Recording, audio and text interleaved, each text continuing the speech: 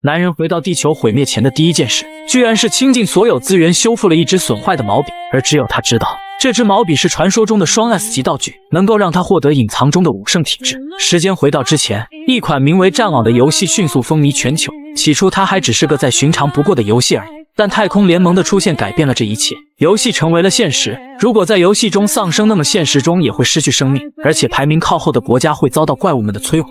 这俨然成为了一场名为生存的斗争。如今地球上已然只剩下10个国家，他们即将面临生死存亡的最后时刻，因为他们需要抵御末日怪物的入侵。然而面对如此强大的怪物，即使参与对抗的玩家众多，可他们在怪物面前也只不过宛如蝼蚁一般渺小，仅仅一击就能将整支队伍瞬间消灭。但一个男人的出现扭转了局势，只见其将力量凝聚于手心，随后朝着怪物挥出全力一击，伴随着一阵剧烈的震动传来，前方响起了防御成功的提示，而他便是被人们称为武圣的男人圣之寒。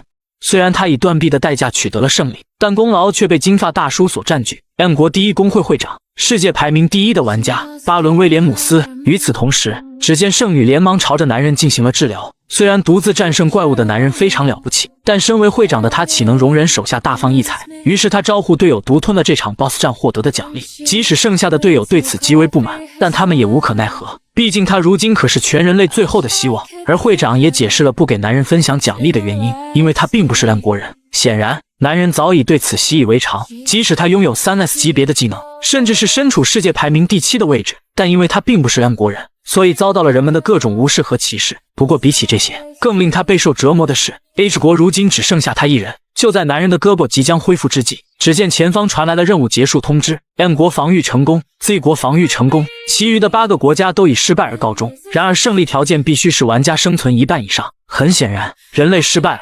如今到了人类生死存亡的关键时刻，他们必须击败乌鲁克才能获得生存下去的希望。闻此，圣女当即建议会长，如果面对的是乌鲁克，那就需要致寒的帮助，毕竟上次就是靠他才击败了那只怪物的。可还没等他说完，会长便决定了前去应对的人选。伴随着一道白光的浮现，只见一只巨大的乌鲁克便赫然出现在众人眼前。与此同时，会长当即爆发出全身的力量，紧接着一股雷霆之力便漂浮在他周围。可就在他朝着怪物猛然攻去时，下一秒一道黑影闪过，随后便传来了会长阵亡的消息。见此，众人当即陷入了恐慌之中。不到片刻，所有的人类都被消灭得一干二净。伴随着怪物最后挥下巨斧，前方传来了游戏结束的通知，人类被分类为毫无价值的物种。太空联盟决定删除人类。随后，人类周围不断出现黑色物质，紧接着便将他们瞬间吞噬，世界最终迎来了毁灭。就连男人也是这么想的。可就在下一秒，前方传来了错误提示，还有一个人类存活，居然是男人的无名神功抵抗了删除。就连太空联盟都对此感到非常意外。如果他能早点知道无名神功的真名，那么 H 国也就不会遭到毁灭了，同时能够守护最重要的人们。与此同时，太空联盟的众神对男人有了兴趣，并经过投票给予了男人再次挑战的机会。伴随着视线的模糊，等到男人再次睁开双眼，竟发现自己回到了游戏开始之前。看起来这是个不错的机会，如果能够好好利用上一世积累的经验的话，那就一定能够改变未来，不是必须改变未来。这一次他将要守护好一切，因为他亲眼见证了世界走向毁灭。而如今他回来了。就在太空联盟刚刚出现时， H 国表现的都还非常稳定，在世界玩家排名中有11位是被认为最强的存在，而其中排名第3的便是来自 H 国的玩家剑王尹世珍。H 国因为有他的存在，所以其地位一直无法被各国撼动。可有一天，剑王突然宣布要加入倔国的新卫队，这是 H 国有史以来最令人震惊的消息。而男人便是刚好回到了这天。在他的印象中，自从剑王离开之后， H 国在战网的排名便一落千丈。因为剑王的离开，所以 H 国最终也遭到了毁灭。而这样的家伙居然是他的姐夫。他不懂为何姐姐会爱上这种家伙，如果姐姐还活着的话，是否会有所不同呢？不过现在并不是思考这种问题的时候。如今他的状态属性都低得不堪入目，但这也是合乎情理的，毕竟之前的男人一直都在虚度光阴，因为他并不知道这个天赋到底有多厉害。在这个世界中，虽然年满18的人类都会成为玩家，但能够觉醒天赋的人类只占极少数。当他的天赋被评为最低级的 F 时，他便开始了虚度光阴的生活。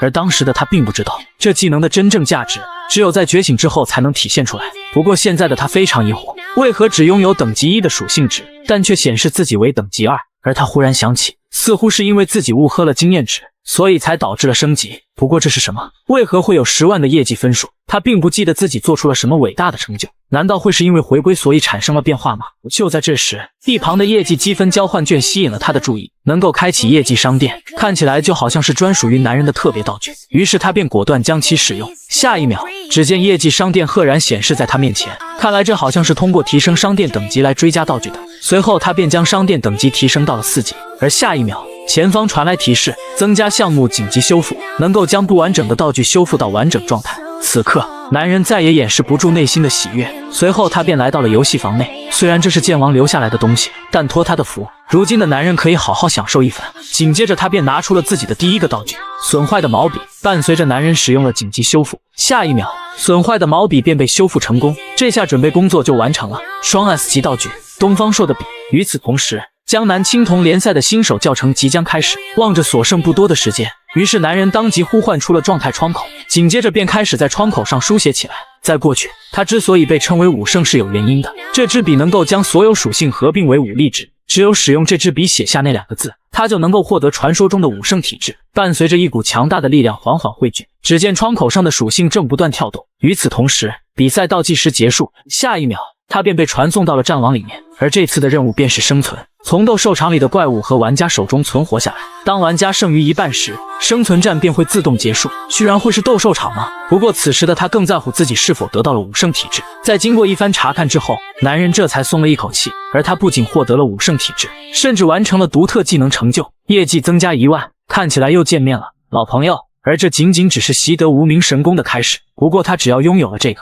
就能够轻松通过这场比赛。就在这时，窗口传来提示，男人没有使用连接器进行游戏，不使用连接器将会承受游戏中的痛苦。而他忽然想起，剑王留下来的连接器可是能够减少 99% 痛觉的高端产品，不过现在还没必要使用那种东西。与此同时，前方传来限定任务提示，在新手教程中获得第1名，奖励1000业绩，只要拥有了武圣体质，那么他就能够轻而易举地做到。伴随着游戏的开始，只见其身后一道人影闪过，正当他以为将男人拿下时，下一秒他却是愣在了原地，因为男人只用2根手指就将其抵挡下来。那么接下来就该轮到他进攻了。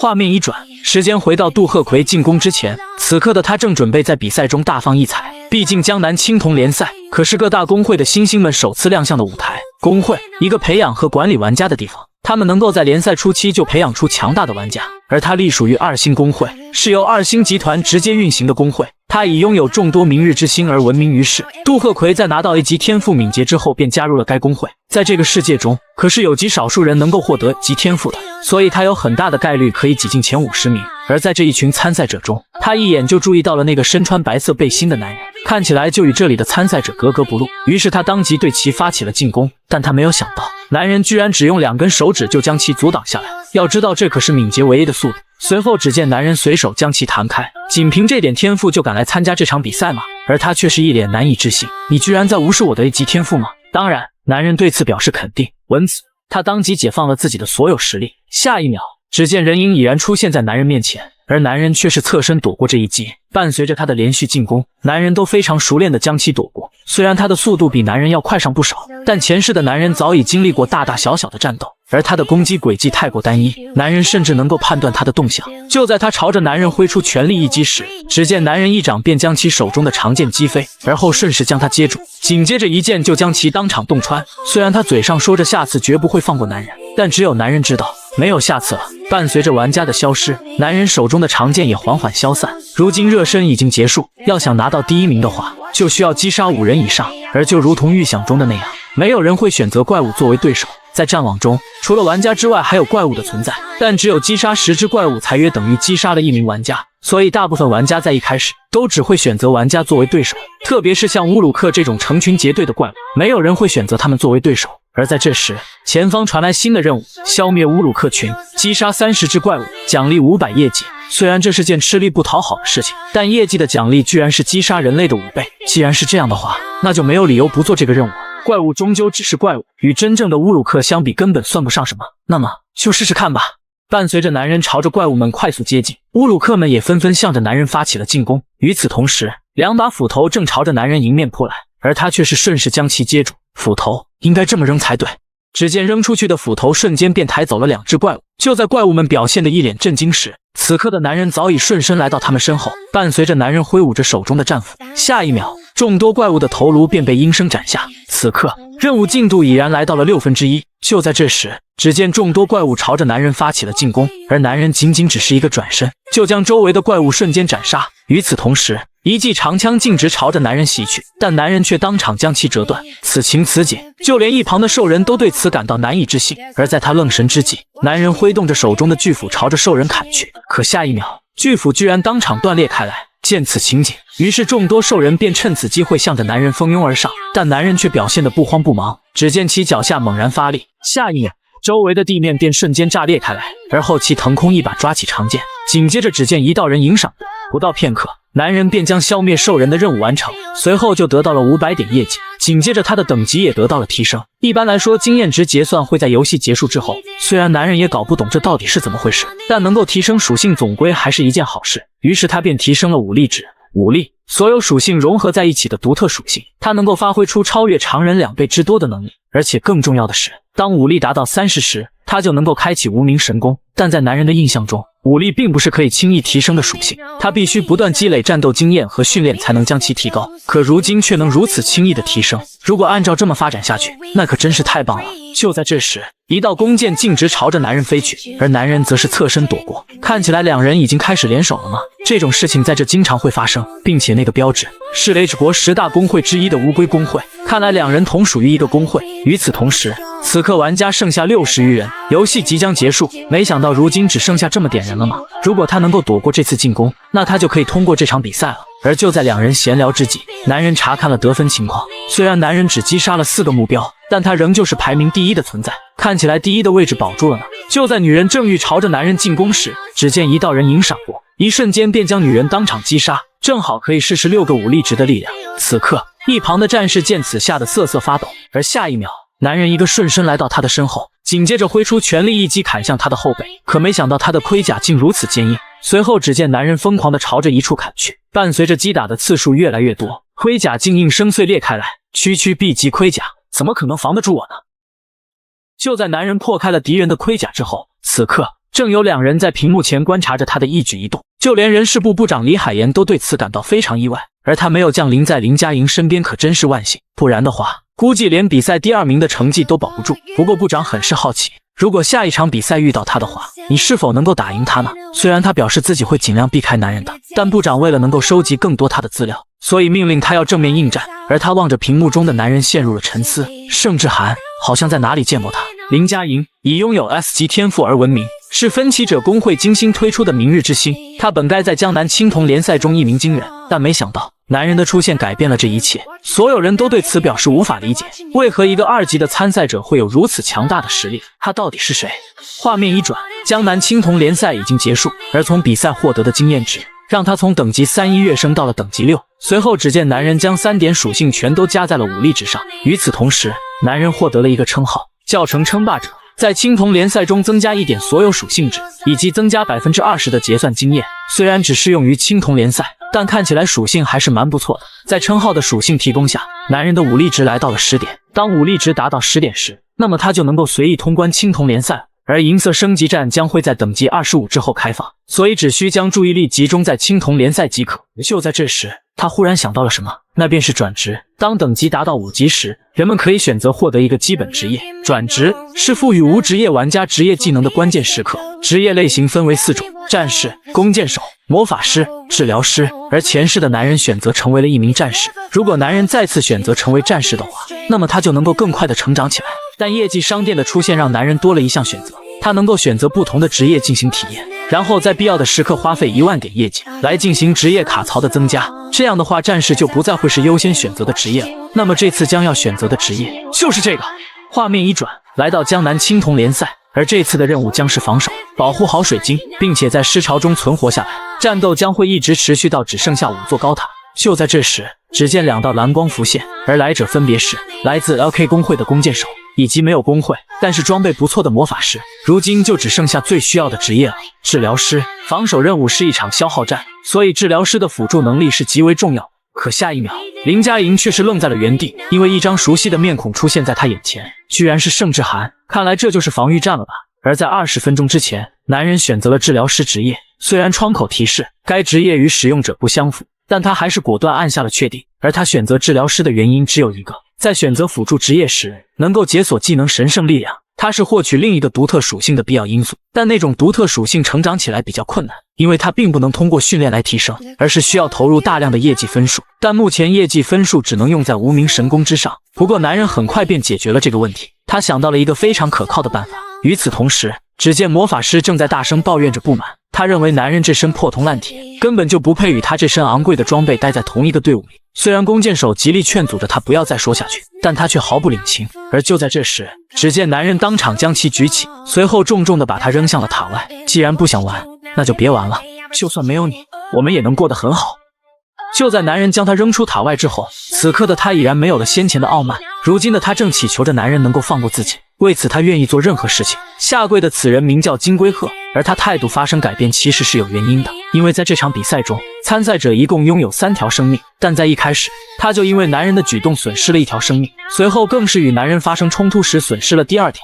如今的他只剩下最后1条生命了，如果再死一次的话，那么在这场比赛中他将成为垫底的存在。而为了避免成为最后一名，所以他才祈求着男人能够放过自己，因为垫底将会遭受到降级的惩罚，那样的话，他斥巨资购买昂贵的技能都会消失得无影无踪。当等级与技能不相符时，技能就会被自动删除。此刻，男人忽然想起，他似乎很擅长火魔法。当然，因为火魔法对付怪物非常有效，并且他目前可是等级15的魔法师，所以他敢肯定，男人不会轻易丢弃这么宝贵的资源。而一旁的林佳莹正陷入了沉思，到底是在哪见过他呢？随后他便想起，此人名叫金龟鹤，他曾是10大行会的一员，是个备受大家期待的魔法师，但在银色升级赛中遭遇了4次落榜，至此他便开始到处惹是生非，最后成为了一名失败者。就在这时，金龟鹤突然朝着男人提出了条件，如果男人朝他道歉的话，那么他就愿意配合众人。一瞬间，周围顿时鸦雀无声，而下一秒，熟悉的动作再度映入众人眼帘，居然敢让我道歉。随后只见男人一把将其扔向空中，紧接着一棒将其击飞塔外，魔法师金龟鹤阵亡。画面一转，隔壁魔法师正使用着火焰魔法，就如同金龟鹤所说的那样，火焰对付怪物非常有效。此刻的众人陷入了两难，并斥责起男人不该那么做。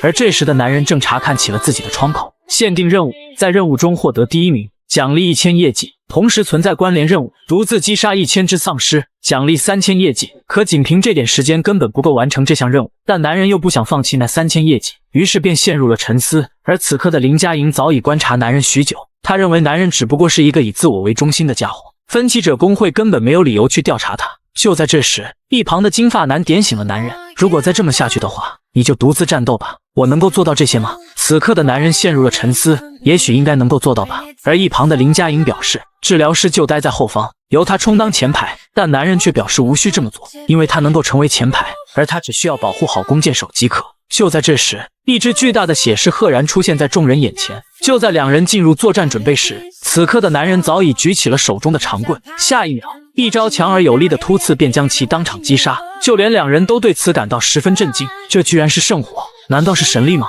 与此同时，只见众多丧尸朝着男人迎面扑来，但男人仅在片刻间就将其当场解决。虽然他并不知道自己能否做到，但姑且可以一试。任务完成进度6/1000。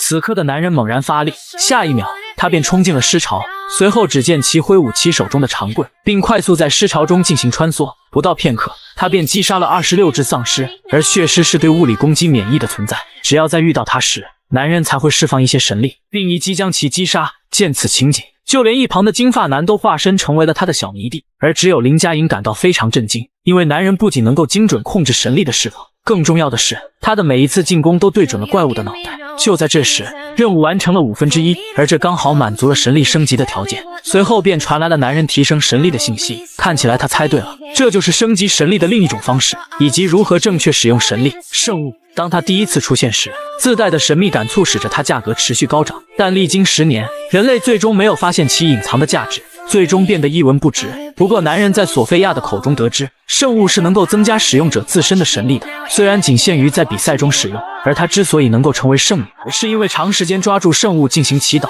以此来获得神力。不过每件圣物的使用条件都有所不同，而他知道有人一直在收集这些圣物。此刻男人忽然想起，他也许认识那个人，在刚回归时，男人曾经来到剑王的阁楼上一探究竟，而他却是一脸的震惊，因为地上满是已经失效的圣物。没错，那个一直收集着圣物的人就是他的姐姐。姐姐曾与剑王一起并肩作战，并被人们称为最优秀英雄的存在。不过那都是姐姐在世时发生的事。与此同时，男人注意到了一旁的钢杆，一级圣物通过敲打邪恶之徒的头部来吸收神力，而男人正是靠着这个增强了自身的神力。不过如今能够吸收的神力已经所剩无几，但将它拿来抵御怪物还是蛮不错的。可一旁的林佳莹却表现得十分震惊，因为在她的认知中，这种操作是不能通过键盘表现出来的。而一旁的金发男正提出是否要帮助那些人。就在这时，一只丧尸朝着金发男迎面扑来，下一秒，只见一道华丽的身影闪过，怪物便被当场击杀。而此刻的男人只觉得他非常眼熟，梅花剑林佳莹。虽然他是有望成为下一任剑王的存在，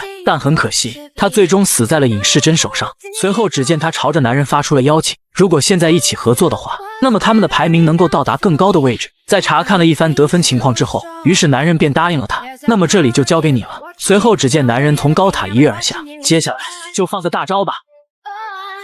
随后便传来了窗口提示，完成了限定任务。不过就如同预期的那样，关联任务只完成了一半左右。而他意识到，或许是现在他的实力还不够强大，等以后更加强大，他会来到这里再试一次的。不过就是不知道这个任务还会不会出现。而一旁的林佳莹则是一脸的难以置信，区一个比他还低级的治疗师，居然能够做到这种地步，难道是出现了 bug 吗？就在这时，一旁的金发男选择了退出游戏，而男人也该回去拿取奖励了。但林佳莹却是一把喊住了他。男人在这2次比赛中所展现的实力让他确信，他就是分歧者工会所需要的人才。于是他便向着他索要号码。不过他很快就意识到自己太过唐突，毕竟哪有一见面就要号码的。但男人却对其表示，如果是有关商业方面的话，那他就没有任何兴趣。而且现在的他早已忘记了自己的号码，如果下次能够再碰见他，那么男人会告诉他的。随后他便转身离开了这里。而这时的林佳莹才回过神来，他这是被拒绝了吗？画面一转，此刻的男人正缓缓走在街上，而他无论如何都想不起来自己的号码。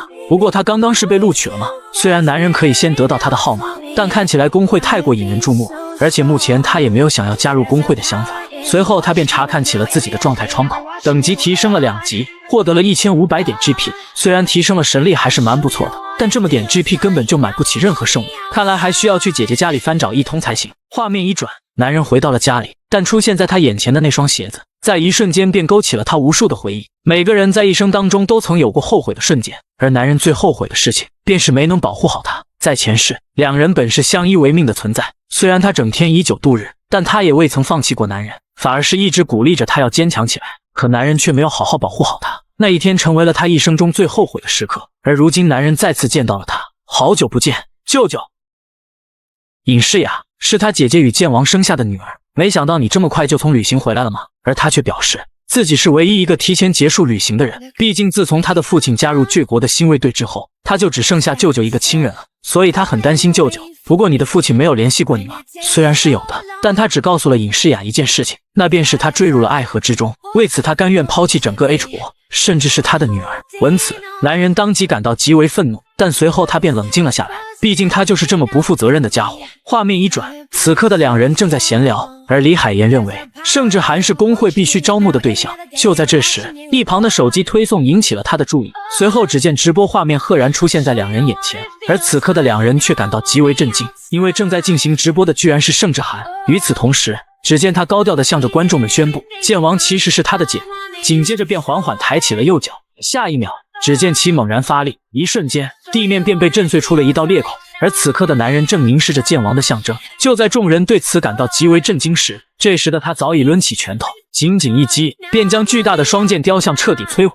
接下来，他将表明对剑王加入新卫队一事的立场，而他这么做其实是有原因的，因为战网拥有世界最大的媒体流，通过观众的点击和关注，能够获得许多成就奖励。而作为剑王的小舅子，他无疑能够包揽所有的奖励。伴随着一阵阵成就完成的提示传来，就如同预期的那样，尹世珍也有能够派上用场的时候。与此同时，一个熟悉的黑色双剑标志映入了他的眼帘，这是剑王家族的标志，他们都是剑王尹世珍的狂热粉丝。当初剑王离开 H 国之后，他们就将矛头指向了世雅，并认为是他做错了事情才导致了剑王的离去。如果他能够死去，那么剑王就一定会回到这里。最终，世雅便惨死在了他们手上。如果你们希望出现一个可以发泄愤怒的对象，那么我很乐意成为那个人。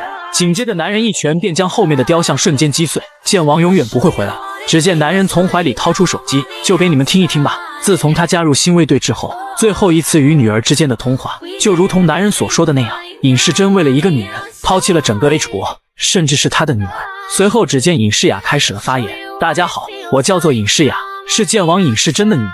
虽然剑王将这座宫殿留给了他，但他无法接受这种家伙遗留下来的财产，所以他决定将其捐给国家，并希望国家借此机会能够好好培养出更多杰出的玩家。关于详情，他会在后续进行解释的。而就在30分钟之前，此刻的尹世雅表现得一脸疑惑，他不懂为何男人要将来之不易的一切都捐赠出去。虽然男人有些难以解释，但只有他知道，在尹世珍加入倔国之后，他就帮着倔国摧毁了 H 国，而这也引起了 H 国所有人的愤怒。于是国家便开始没收了尹世珍所有的财产，导致尹世雅流落街头，无处可去，甚至是受到了剑王家族的威胁，最终搭上了生命。既然迟早都会失去这里，倒不如以捐赠的名义获取人们的支持，这样对于尹世雅也是一种保障。虽然他并不清楚男人为何想要这么做，但他最终还是选择相信了舅舅，因为他觉得那个自信的舅舅又回来了。就如同预期的那样，剑王家族的矛头开始指向了男人，但为了确保万无一失，于是他再次开始了讲述：尹世珍，我认为我做得很对，虽然表面上你是因为女人才这么做，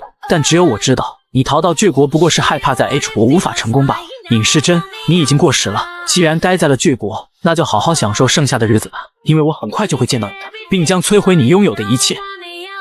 就在男人对着剑王发出警告之后，此刻的尹世雅则是一脸的担忧，因为男人的发言引起了世界的轰动。不过比起这个，他更好奇为何男人就像突然变了个人似的，毕竟已经经历过一次死亡了，所以怎么可能还跟以前一样。就在这时，一旁响起的门铃引起了他们的注意，这种时候到底会是谁呢？另一边，此刻的剑王已然得知了所发生的一切事情，画面一转，只见一位大叔前来拜访，而来者便是战网部门经理朴允植。自从剑王离开之后，他就一直非常照顾两人，而显然男人早就料到他会前来，于是便示意他有话直说，不必拐弯抹角。你这次前来是想让我撤回剑王宫的捐赠对吧？毕竟如果国家接受了这个捐赠，那么就等同于承认剑王不会再回来了。就连大叔也没有想到，眼前的男人居然有如此大的转变。而如同男人所说，他们还没有完全放弃剑王，为此他建议男人采取委托管理的方式，就是将所有权转移给其他人管理，而条件便是剑王回归之后会将所有权转移到他名下，如果两人能够继续住在这里的话就更好了。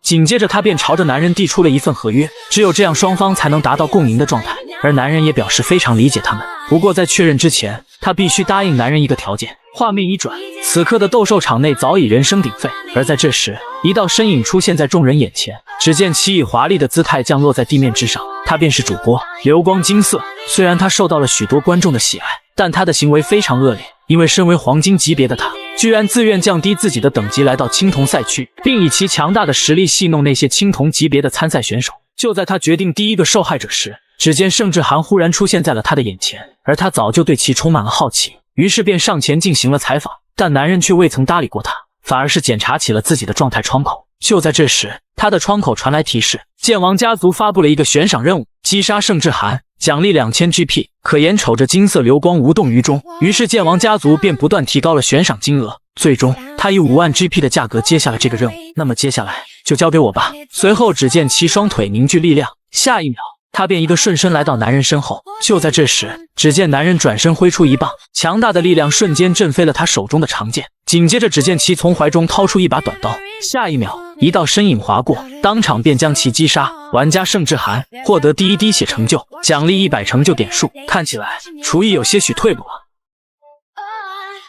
虽然金色流光被男人一剑斩杀，但下一秒他却又再度复活过来。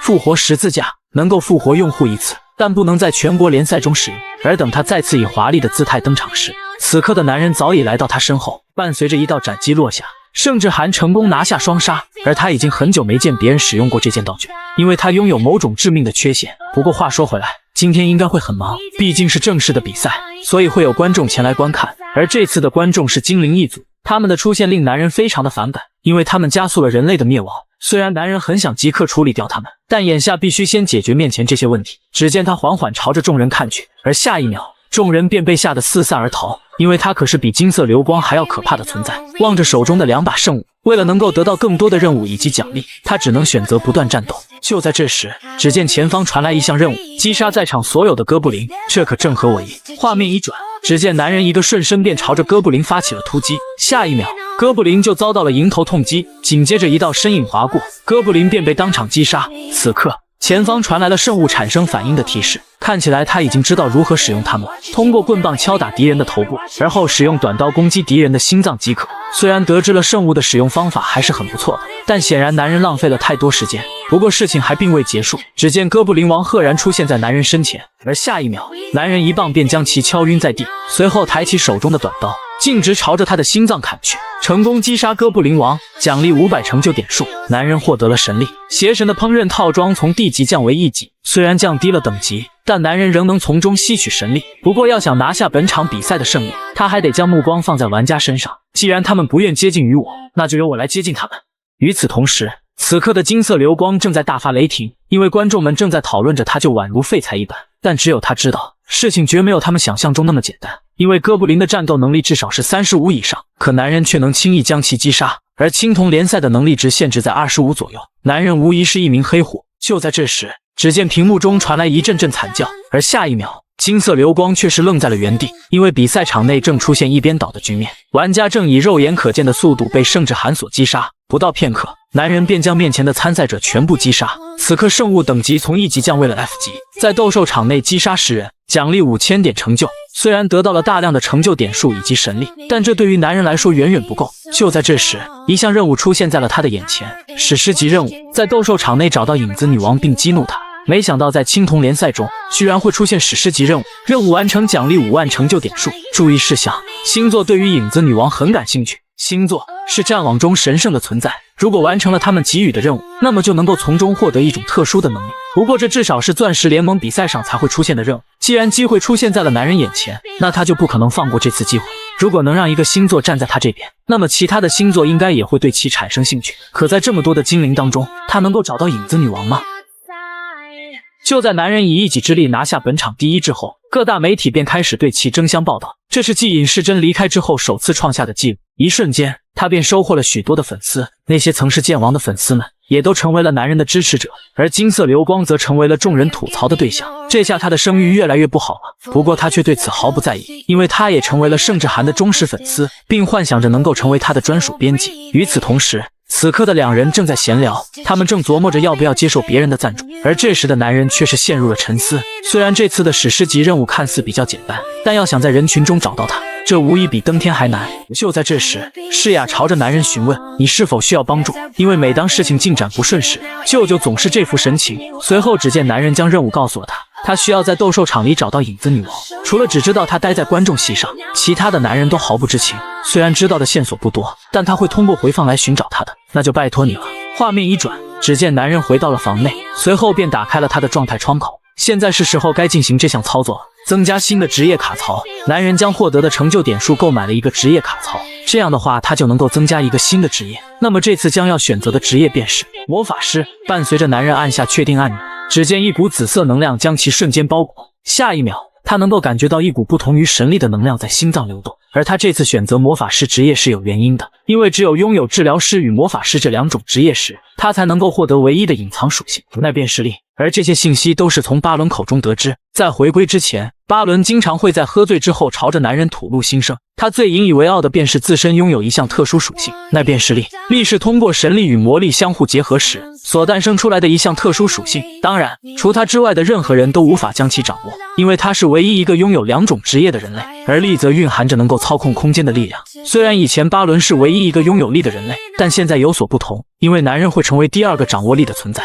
尽管巴伦对于力的操控非常糟糕，但他还是仅凭这种特殊属性就坐稳了世界第一的位置。而想要改变地球毁灭的命运，男人无论如何都需要掌握这股力量，为此他必须忍受着痛苦的过程，将神力与魔力同时集中在手上。与此同时，一股红色能量球正在男人手上缓缓凝聚。正当他以为大功告成时，下一秒一股强大的力量瞬间将他弹飞数十米远，而他光是进行第一次实验就早已消耗完了身上所有的魔力。不过他也没有办法让两种能量一直汇聚在手中。而在这时，他忽然想到了什么，即使他不能同时汇聚两股能量，但如果放到身体里进行合成呢？从上丹田的神力开始，与停留在中丹田的魔力进行混合，最终由下丹田的力量将其稳住，那么力的最初形态就出现了，剩下的只需将其压缩即可。就在这时，一股红色能量从他体内迸发而出，正试图统一3个丹田，警告超出了玩家的承受范围，生命正遭受着威胁。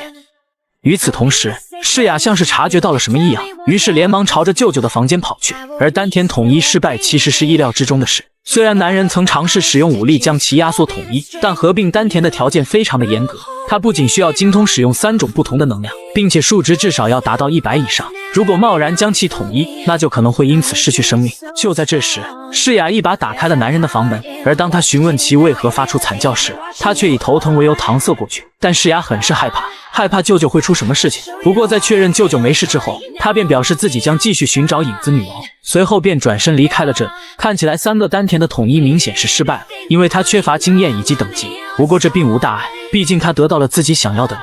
虽然他没能统一3个丹田，但他将神力与魔力进行融合，以此获得了力。3股力量之间维系的纽带非常微弱。就在这时，男人却察觉出了一丝异样，为何力的初始数值就是12？此刻窗口传来了提示，武力与力的数值是共享的。如果是这样的话，那么只提高一个属性，另一个属性也会跟着提升，这可真是太棒了。仅只是融合了2种能力就有如此效果，要是融合了3种能力，不知道会有着怎样的提升呢？但对于目前的他来说，显然还是无法做到的。不过既然已经得到了想要的属性，那么也该是时候尝试一下使用魔法了。但很显然，他好像忘记自己目前没有任何魔力了。画面一转，此刻的男人正从睡梦中苏醒，而经过1晚上的吸收，男人的神力提升到了10点。如今的他已然不能吸收 C 级以下的圣物。与此同时，世雅经过1晚上的奋斗，终于找到了有关影子女王的一丝线索。有人透过视野天赋发现了一些新的物种，并将其拍下上传到了网上。只见画面中，一位黑暗精灵映入了2人的眼帘，而她目前是影子女王的可能性是最高的。虽然发现了一些新的信息，但男人认为事情并没有那么简单。随后世雅对其表示，明天他还会继续整理这些信息的。就连男人都对他的专业程度表示赞不绝口。然而望着一旁破碎的相框，男人陷入了沉思，因为就在2天前，他们得知了一个重要的信息：剑王的新女人名叫水鹤，她拥有着3S 级别的天赋，是一个无比美丽的女人。难道你的意思是，剑王被这个女人的天赋迷惑了吗？当然，并不排除会有这个可能。随后大叔叮嘱着男人，一定要小心这个女人，因为他们猜测女人的天赋应该是精神控制类型的。毕竟在剑王之前，就有众多的后起之秀突然加入郡国的情况发生。如果这项天赋没有次数限制的话，那么他一定会再次迷惑强大的玩家。而从那天起，男人就一直调查着有关水鹤的信息，但却没有任何收获。如果大叔说的都是真的，那么他就必须做好万全的准备，因为他们也许已经开始行动了。就在男人决定需要提前提防郡国之后，画面一转，今天迎来了前任剑王的拍卖大会。此刻2人正身着正装朝着大会赶去，而这时的世雅则是表现得非常紧张，但男人却是示意其不用太过紧张，就像上次直播那样展现自己就好了。我们并没有做错什么，根本就不需要在意别人的眼光。片刻之后，他们便来到了会场。就在这时，一旁的大叔喊住了他们，他表示一切都已准备就绪，男人可以开始进行拍卖了。不过他对此表示很是吃惊，因为他也没有想到男人提出的条件居然是举行一场剑王的拍卖大会。而如今的他终于察觉出了男人的目的，就是为了把郡国引来这里。没错，男人从一开始的目的就是这个。剑王尹世珍的专属连接器以及他所有的战斗数据都是郡国想要得到的，而郡国一定会想尽办法将其拿下。根据目前掌握的情况来看，尹世珍一定不会出现在现场，所以这是一个让人们认清现实的好机会。就连一旁的大叔都感到非常吃惊，没想到男人居然变化如此之大，这是他们能够改变言论的最后机会。为此，男人叮嘱着他，一定要让记者们多多留意新卫队的位置。就在这时，不远处传来了一阵争吵，而世雅一眼就认出这是他的姑姑以及叔叔们。虽然他们极力劝阻着世雅不要拍卖剑王的东西，但他一眼就看穿了他们的想法。他们不过是想靠着剑王的名声狠狠大捞一笔罢了，而他们根本无权过问世雅的所作所为。随后他便转身走进了拍卖大会。画面一转，2人刚刚走进大会，就遭到了记者们的一顿拍摄，而他只是轻轻抬起手指，下一秒，只见众多相机镜应声炸裂开来。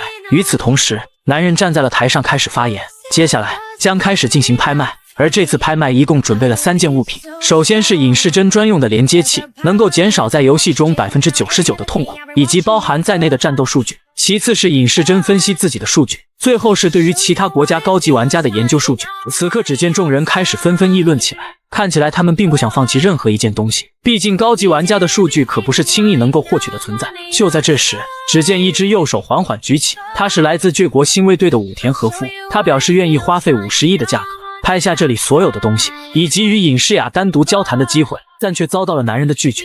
如果有什么重要的事情，在这里直说就好，毕竟现在的气氛可不适合单独交谈。而此刻的他却露出了一丝为难，如果你继续表现出敌意的话，那可是很危险的。他是名为影子的保镖，虽然他无法与剑王相提并论，但他仍旧是一名非常出色的玩家。而男人只感到非常好奇，这家伙难道是在模仿尹世珍吗？就在影子拿剑指着男人时，下一秒，只见一拳朝着他径直袭来，当场将其打得不知所措。就在他即将拔刀进攻时，男人却是抬手制止了他。毕竟这可是面向全世界的直播，你应该不想在众人面前随意使用长剑吧？与此同时，一旁的武田和夫朝着男人表示道歉。不过有一点他必须事先声明一下，那便是买下所有东西的50亿中，包含了与尹诗雅的单独交谈，而他需要知道尹诗雅对此有何看法。毕竟剑王财产的继承人可是他，所以这次拍卖大会的主人是尹诗雅才对，并且此次交谈的内容可是有关剑王的，这种条件任谁都是无法拒绝的存在。然而诗雅却当场表示拒绝，毕竟他对于父亲的消息完全不感兴趣，而且他认为还是照着舅舅的话去做就行了。虽然被拒绝了有些失望，但他还是愿意花费50亿买下这里所有的东西。随后只见他从怀中拿出一张信封，这是剑王写给尹诗雅的最后一封书信。望着剑王的书信，此刻的诗雅陷入了沉思。与此同时，只见武田和夫正催促着男人赶快签订合同，而这时的男人却是陷入了两难。武田和夫在回归之前，他是一个被暗国禁止进入国内的人，因为他非常擅长招揽其他国家的玩家，所以他也被人们称为罪国的灾难，而他也许与水鹤有关。为此男人必须提高警惕，但眼下的情况有些糟糕，如果就这么被罪国拿走了剑王的东西，那么一定会引起众人的不满。就在这时，诗雅的发言引起了众人的注意。剑王听说他捐赠了剑王宫，虽然他不知道为何诗雅要这么做，但那是他留给他最后的一笔财产，为此他希望诗雅能够好好利用起来。还有他们之间的父女之缘就到此为止了，以后都不会再有联系了。看来这确实是他的笔记呢。而男人则是陷入了沉思，那个女人的能力一定是真的。虽然男人非常讨厌尹世珍，但他至少是一个合格可靠的父亲，这样的人怎么可能会为了一个女人而抛弃自己的女儿呢？随后只见诗雅将这张书信当场撕碎，并让武田和夫对其进行转告。他对于断绝父女关系表示非常高兴。而当他正苦恼怎么处理这些碎纸时，只见男人抬手间便将碎纸凝聚在空中，伴随着男人紧握拳头，下一秒一股火焰便当场将其燃烧殆尽。而众人对此感到十分震惊，因为他不仅拥有战士的技能，甚至是魔力以及神力，就连一旁的武田和夫都表现得非常兴奋，这家伙一定是罪国所需要的人才。而下一秒，只见众人朝着男人蜂拥而上，他们都希望男人能够进入他们的工会。就在他一脸不知所措时，只见诗雅忽然瘫倒在了地上，这到底是怎么回事？而他着急地向其询问情况时，他却表示自己不过是在演戏罢了，这将有利于舅舅脱离人群当中。在确认诗雅真的没有任何问题之后，这时的他才松了一口气。随后他便朝着众人宣布，因为侄女身体不适，所以今天的拍卖行会到此结束。紧接着他便搀扶着诗雅朝着门外走去。就在这时，只见武田和夫朝着他表示道歉，并希望他能给个机会与其好好交谈一番。可下一秒，手中的卡片竟当场碎裂开来，而这便是他的回答。然而此刻的武田和夫却是一脸的兴奋，因为他确信刚刚男人使用的力量非常的强大。尽管如今的他还只是个青铜玩家，但在不久的将来，他一定会成为最强大的存在。画面一转，在诗雅的帮助下，两人很快便从会场中逃离出来。就在这时，前方传来提示，武田和夫捐赠了1万点 GP， 没想到他居然捐赠了1万点 GP， 这家伙可真是阴魂不散啊！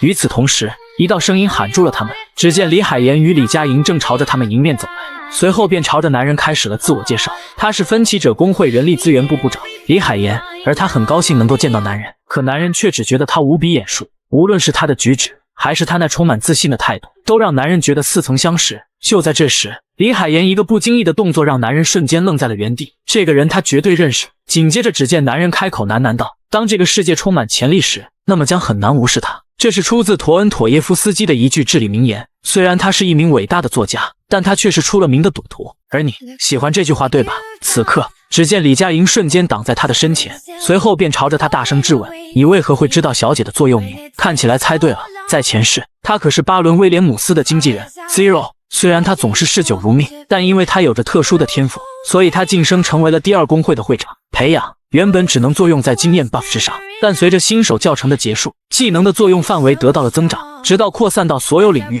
而在所有拥有培养天赋的玩家中， Zero 是最强的存在。从梅花剑到 Zero， 看起来分歧者工会的确非常的强大。与此同时，只见李海岩轻咳2声，玩笑话就到此结束吧。紧接着他便朝着男人发出了邀请，分歧者工会需要你这样的人才，不如找个时间详谈一番。看起来舅舅终于有人要了。此刻的李海岩正沉浸在成功的喜悦当中，看好了佳莹，他就是这么掌控男人的。可下一秒，男人却表示自己早就忘记了号码。一瞬间，众人瞬间呆愣在了原地，而一旁的世雅还以为舅舅是在欲擒故纵，于是便与他打起了配合。看起来侄女不太舒服，所以他决定要先行离去。不过他可以拿走一张名片，如果有需要的话，他会联系他的。随后便转身离开了这里。而一旁的李佳莹此刻却颤抖得非常厉害，因为要憋着不笑实在是太难了。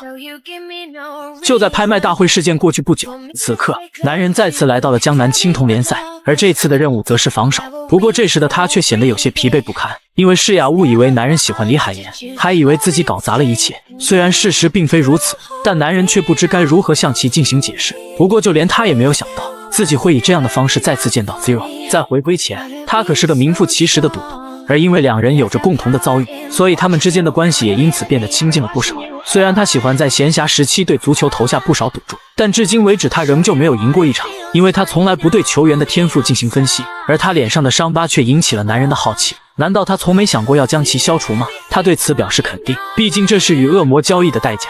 随后只见他朝着男人询问，为何他现在才变强？如果当时男人已经如此强大的话，H 国也就不会惨遭覆灭了，而他的朋友更不会因此死去。除开两人都是来自 H 国这一信息不谈，两人之间还有很多相似之处，其中之一的便是没能保护好最重要的人所带来的负罪感，以及对如此懦弱的自己的厌恶。与此同时，这时的网友们似乎发现了男人有些许不同，因为他的手中紧握着一把巨剑，C 级圣剑乌鲁克什冠的斩马刀，但因为它无比沉重，所以也导致了它价格非常便宜。不过对于男人来说，似乎没有太大的影响。伴随着男人的一阵挥舞，此刻的他已然适应了这个重量。就在这时，网友们纷纷开始起哄，他们表示想要看看男人的状态窗口。随着订阅的数量越来越多，这种要求估计以后会很常见到。不过目前的男人还未完成订阅相关的成就，于是他便做出了决定，当订阅人数达到20万之后，他便公开自己的状态窗口，或者达到另一个条件，如果在往后的比赛中拿不到第1名，那他便会当场公开自己的状态窗口。与此同时，只见3道蓝光径直降落在了男人身旁，而这时的男人却是十分惊讶，为何3人会同时登场？金色流光以及不知名的法师，还有迭戈马西德，这是男人第一次见到其本人。在回归前，他可是一名顶级球员，但男人却发现了异样的地方，因为自己是治疗师，而这里已经拥有了战士以及法师，那么他一定就是弓箭手了。但他明明记得，在回归前他是一名魔法师，可如今为何会变成这样？与此同时，一旁的魔法师早已对男人恨之入骨，因为之前发生的事导致他失去了价值昂贵的技能。而在这时，他却收到了窗口提示，剑王家族发布出了一项任务，摧毁水晶，阻止圣智涵获得第1，奖励5万 GP。此刻传来了比赛开始的提示，只见马西德率先踢出足球开始了进攻。与此同时，他朝着男人示意，请给他们释放增益类型的 buff。 虽然之前因为神力不足而无法使用，但如今的他完全可以做到。伴随着他的吟唱施法，所有人的属性都得到了提升。就在这时，只见男人朝着法师询问，这次你会好好玩游戏吗？当然，毕竟不听男人的话，可是会被丢到塔下的，那这里就交给你们了。随后只见男人一跃从高塔跳下，正当众人对此感到非常疑惑时，此刻的法师早已按耐不住内心的愤怒，这次他倒要好好看看他能够坚持多久。与此同时，面对眼前众多的敌人，男人当即使用了火焰魔法，毕竟这可是觉醒了力属性之后的魔法，所以即使是面对这群敌人，也根本不在话下。伴随着一股魔力倾泻而出，一瞬间，所有的敌人便当场置身于蓝色火焰之中。紧接着，男人挥起手中的巨剑朝着地上砍去，下一秒，面前的敌人便被消灭得一干二净，就连在场的众人都对此表示难以置信。圣智涵到底是何方神圣？就在这时，只见一只血狮朝着男人迎面扑来，可随后他却是愣在了原地，无法动弹，就如同预期的那样，能够操控空间的力无比的强大。绝对领域，任何进入领域之中的事物，他们的行动都将由使用者所掌管。虽然别人并不知道存在这股力量，但男人却是对此非常了解，因为巴伦威廉姆斯时常与他一同训练，在与其训练的过程中，男人也慢慢理解了力的能力。随后，只见男人将火焰缠绕在巨剑之上，紧接着重重的向前挥出一剑，刹那间，无比凶猛的蓝色火焰便席卷了整片大地。拥有3种属性的他，在青铜联赛当中已然是无人能敌的存在。而这一次，他势必要拿下斩杀1000敌人的成就任务。伴随着一道人影在怪物群中穿梭，此刻的男人眼中只剩下完成任务，就连一旁观看的两人都表现得非常吃惊，这家伙真是强得太离谱了。而在这时，有些许网友注意到了金龟鹤好像不太对劲，于是示意金色流光将镜头对准他。可下一秒，他却是愣在了原地，因为金龟鹤正使用着火焰魔法缓缓朝着水晶走去。随后他便朝着男人破口大骂，不仅嘲讽他无父无母，甚至将世雅也一并拖下水。这下的男人再也无法冷静下来了，这家伙是在找死吗？在刚回归再次见到世雅时，男人便想起了那不堪回首的往事。世雅临死前的最后一刻，为了掩饰剑王家族对他造成的伤害，他全身缠满绷带倒在了男人怀里。然而此刻的他早已没有任何温度，这是男人一生中最后悔的事情，可他却对此无能为力。所以当再次回归时，他便下定了决心，这种事情永远不会再发生了，因为他将守护世雅的一切。在获得力属性时，他就发现了一件奇怪的事情，那便是他可以使用无名神功。然而因为他的武力值还没达到30，所以他也只能够模仿他。不过在掌握力时，他确实感受到了与无名神功相似的感觉。与此同时，只见男人一瞬间便进入了状态，此刻的他正想象着电流从脚部发出，下一秒无数道电流便从他周围迸发而出，而他也将在此刻化身成为闪电，这便是能够打破天空的步伐。闪天雷步。就在金龟鹤将要摧毁水晶时，金色流光的出现阻止了这一切。虽然他示意其不要多管闲事，但为了能够增加订阅人数，金色流光表示这是他管定了。而下一秒，只见金龟鹤早已凝聚出了一颗巨大的火球，随后径直朝着前方的水晶宫去。就在这千钧一发之际，一颗足球挡住了他的进攻，原来是迭戈马希德。而他十分厌恶打破游戏比赛的行为，甚至讨厌侮辱队友的人，所以他必须阻止金龟鹤的所作所为。闻此，金龟鹤当即感到怒不可遏。可下一秒，男人早已顺身来到他身后，看起来你有很多话要说。此刻的他早已被吓破了胆，可当他想要开口说话时，却发现自己无论如何都无法开口，因为男人早已封住了他的嘴巴。而男人本想一上来就将其抬走，但他改变了主意，毕竟连接器能够减少大量的痛感，就算阵亡也不过是等级下降罢了，这是大家都所熟知的常识。但从现在开始，男人将告诉他一个不一样的世界。随后只见他向着金龟鹤伸出右手，而此刻的金龟鹤早已失去了所有技能。虽然他并不想因此降低等级，但看起来他好像把男人惹恼了。下一秒，一股强烈的痛感瞬间充斥着他的全身，当场让他疼得说不出话来。怎么这就已经喊疼了？我可还没开始呢。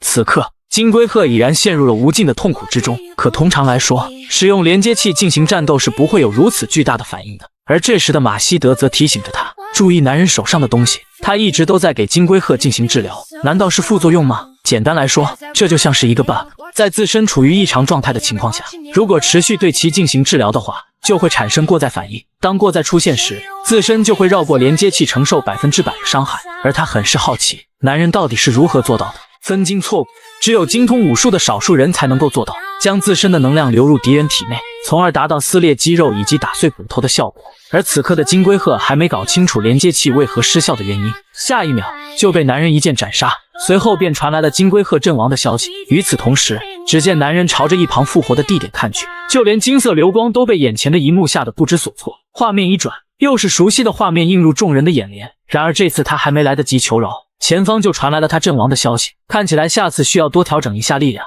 下一秒，只见金龟鹤再度复活过来，而这时的男人正朝着他缓缓走去。像你这样的家伙，就需要为自己的所作所为付出应有的代价。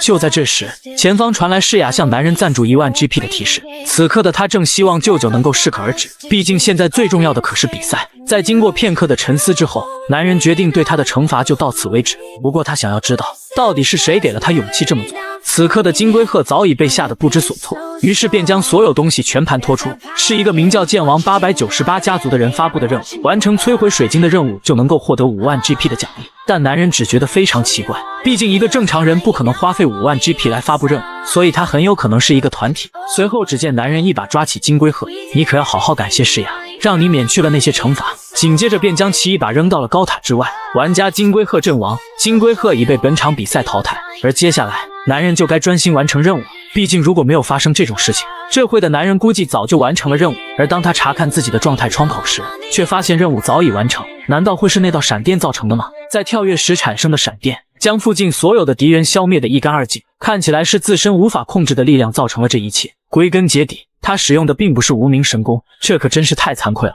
看来还需要好好修炼一番。随后男人朝着马西德表达了感谢，他很感激马西德保护了水晶，并表示自己一定会报答他这个人情的。不过目前他有些话需要与他私下交谈一番。可就在这时，整个比赛场内传来了无比剧烈的震动。正当男人对此感到疑惑之时，只见一只巨手赫然出现在他们眼前。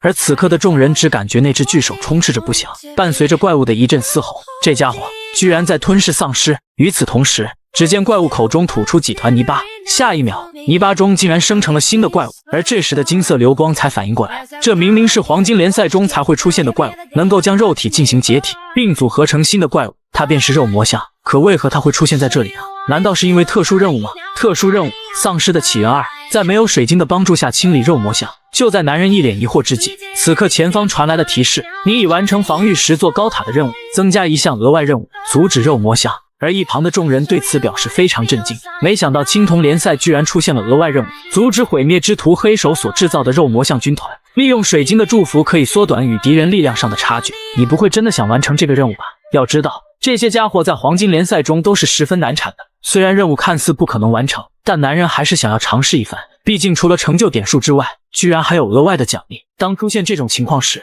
就足以说明这个至少是史诗级别的任务。正当众人商量着如何解决这些怪物时，男人却是示意他们不要动手，随后手持着圣剑缓缓朝着怪物走去。肉魔像，一个拥有不死之身的怪物，只有摧毁其核心才能将其击杀，但因为它拥有庞大的身躯以及坚硬的外壳，导致其难以击杀。更重要的是，它可是黄金级别的怪物。与此同时，男人开口喃喃道：两位靠边站点。下一秒，男人便以闪电般的速度朝着怪物奔去。等他们回过神来，地上只留下了一个深深的脚印。伴随着男人缓缓抬起手中的圣剑，无名神功最基本的技术3才5级天地人是构成无名神功的基本要素，以此作为基础，便有泰山压顶之势。此刻，只见一道斩击落下，当场便将其击杀。玩家甚至还击杀了肉魔像。第4座塔任务已完成。就在男人挥剑斩杀肉魔像时，此刻的金色流光感受到了非常复杂的情绪：恐惧、绝望、期待以及渴望。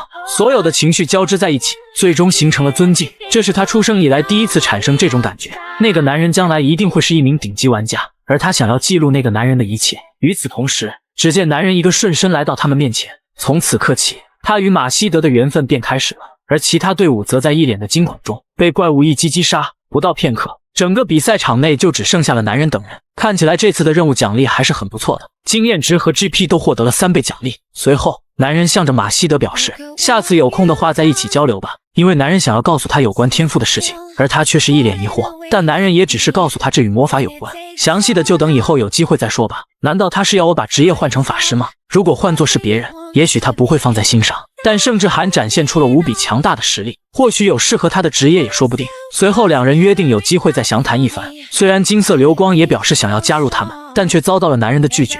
紧接着他便转身离开了这里。画面一转，男人获取了任务奖励，并得到了下一个任务提示：额外任务门徒的踪迹1将会在白银联赛中开放。不过虽然得到了水晶碎片，但这却让男人非常失望。水晶中的神圣祝福是圣人才能使用的高级技能，能够将所有能力提升 50%， 这是顶级联赛中必备的技能。可这玩意却仅限于白银以下的比赛使用。与此同时，此刻他的等级已然来到13，虽然距离参加白银联赛还需要提升12级左右，但目前他的属性已经无人能敌。正当他感到疑惑之时，身旁的圣剑却产生了共鸣，紧接着神力便缓缓汇集在了男人体内。可奇怪的是，男人自身的属性并没有得到提升。就在这时，圣剑发出了警告，无法承受注入的力量，设备将被摧毁。看起来刚刚注入的3股能量已经失控了，而为了防止出现更糟糕的后果，男人必须将这股能量重新吸收进体内。另一边，此刻的武田和夫正吐槽着，这次的计划又失败了。而他正是发布任务的剑王家族898，他本想借此机会看到有关男人的状态窗口，不过可惜的是他失败了。如果能够一次成功就好了，看起来这阵子都要低调一点了。虽然武田和夫知道男人是一个不可多得的人才，但他的上级是依靠事实才能做出决定的地方，所以想要招揽他，武田和夫就必须得到男人的状态窗口，并通过窗口提供的信息来证明他的价值。看起来是时候该使用特殊的办法，就像对待剑王那样。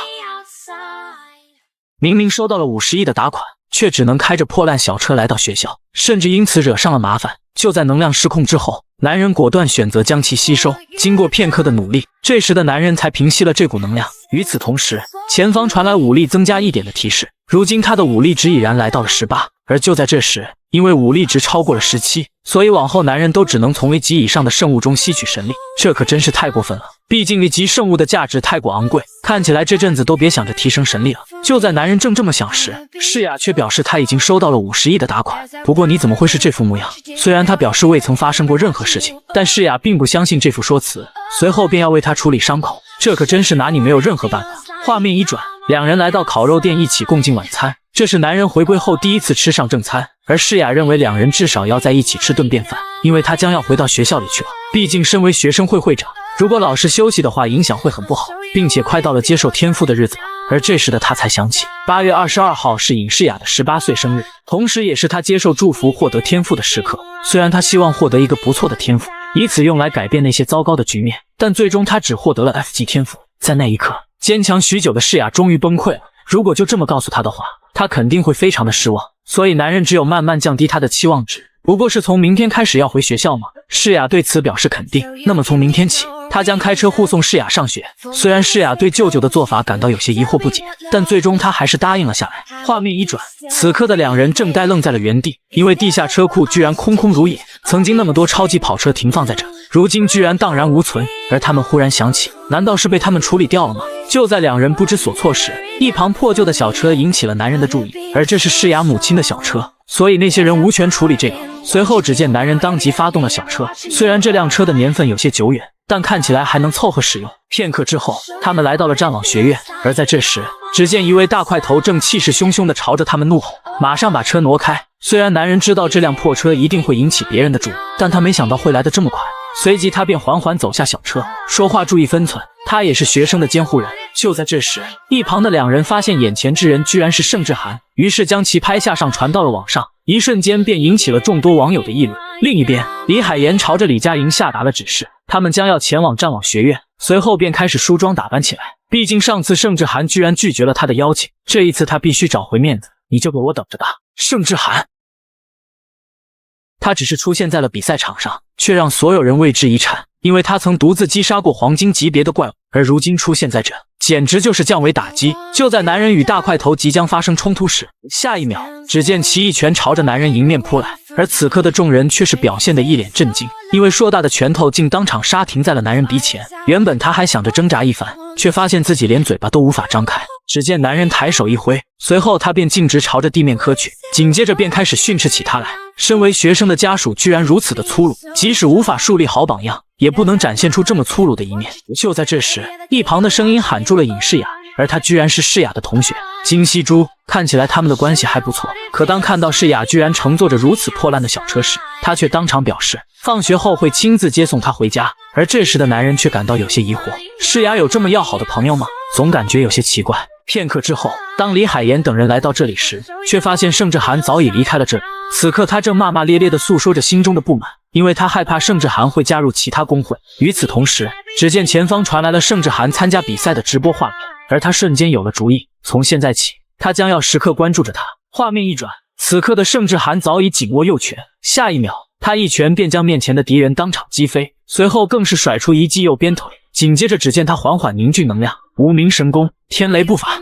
下一秒，只见一道闪电从人群中划过，一瞬间，男人便将在场的敌人全部消灭。看起来他越来越能够掌握这股力量了。就在这时，只见一旁的两人开始讨论起来，那不是盛志涵吗？据说在青铜联赛中独自击败了黄金级别的肉魔像，在青铜联赛中遇到这种家伙，就宛如晴天霹雳一般。伴随着比赛结束的通知，此刻的男人再次获得了第一，而由于连续5次获得第一，所以他的经验值和 GP 增长了200%，并且因为等级已经达到了15，游戏中的地牢得到了解锁，这可真是太棒了！没想到这么快就解锁了地牢。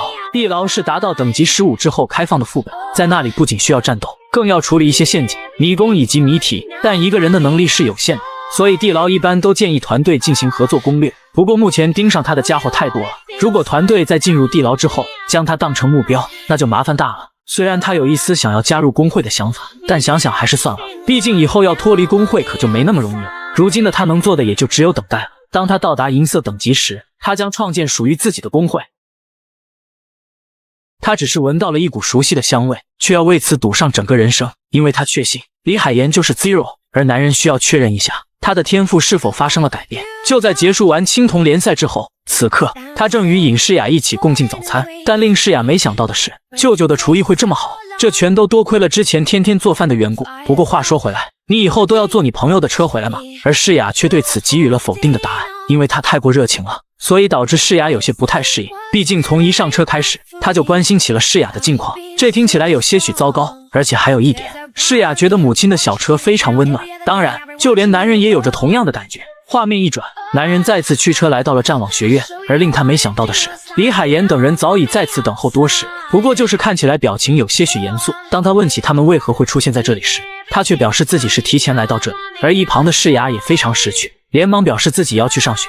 那么现在是否可以抽出一点时间了呢？盛志涵。片刻之后，两人来到了户外，不过就是周围有许多人围观，所以男人有些不太适应。随后李海岩便开始进入正题。盛志涵作为第一个让他追着跑的男人，所以他为其准备了一个不错的方案——白金级合约。闻此，周围的人瞬间觉得自家的工会没戏，因为他一上来就打出了王牌，就连男人也对此感到难以置信。没想到他居然做足了准备，而他之所以提出这个方案，是为了表达对盛志涵的心意。闻此，一旁的李佳莹瞬间明白了一切，这全都在他的计划之中，无论是为了对付其他工会，还是拿下盛志涵。而在这时，此刻的男人却表现得难以置信，因为他身上的香味与 Zero 一模一样。这下的他终于确定李海岩就是 Zero， 不过他很好奇他的天赋是否受到了影响。而这时的他忽然想起自己不能光付出没有任何回报，于是便朝着男人索要号码，可他却对此做出回应，不妨打个赌如何？因为目前的他已经达到了等级15，所以他的第一个副本将会是地牢。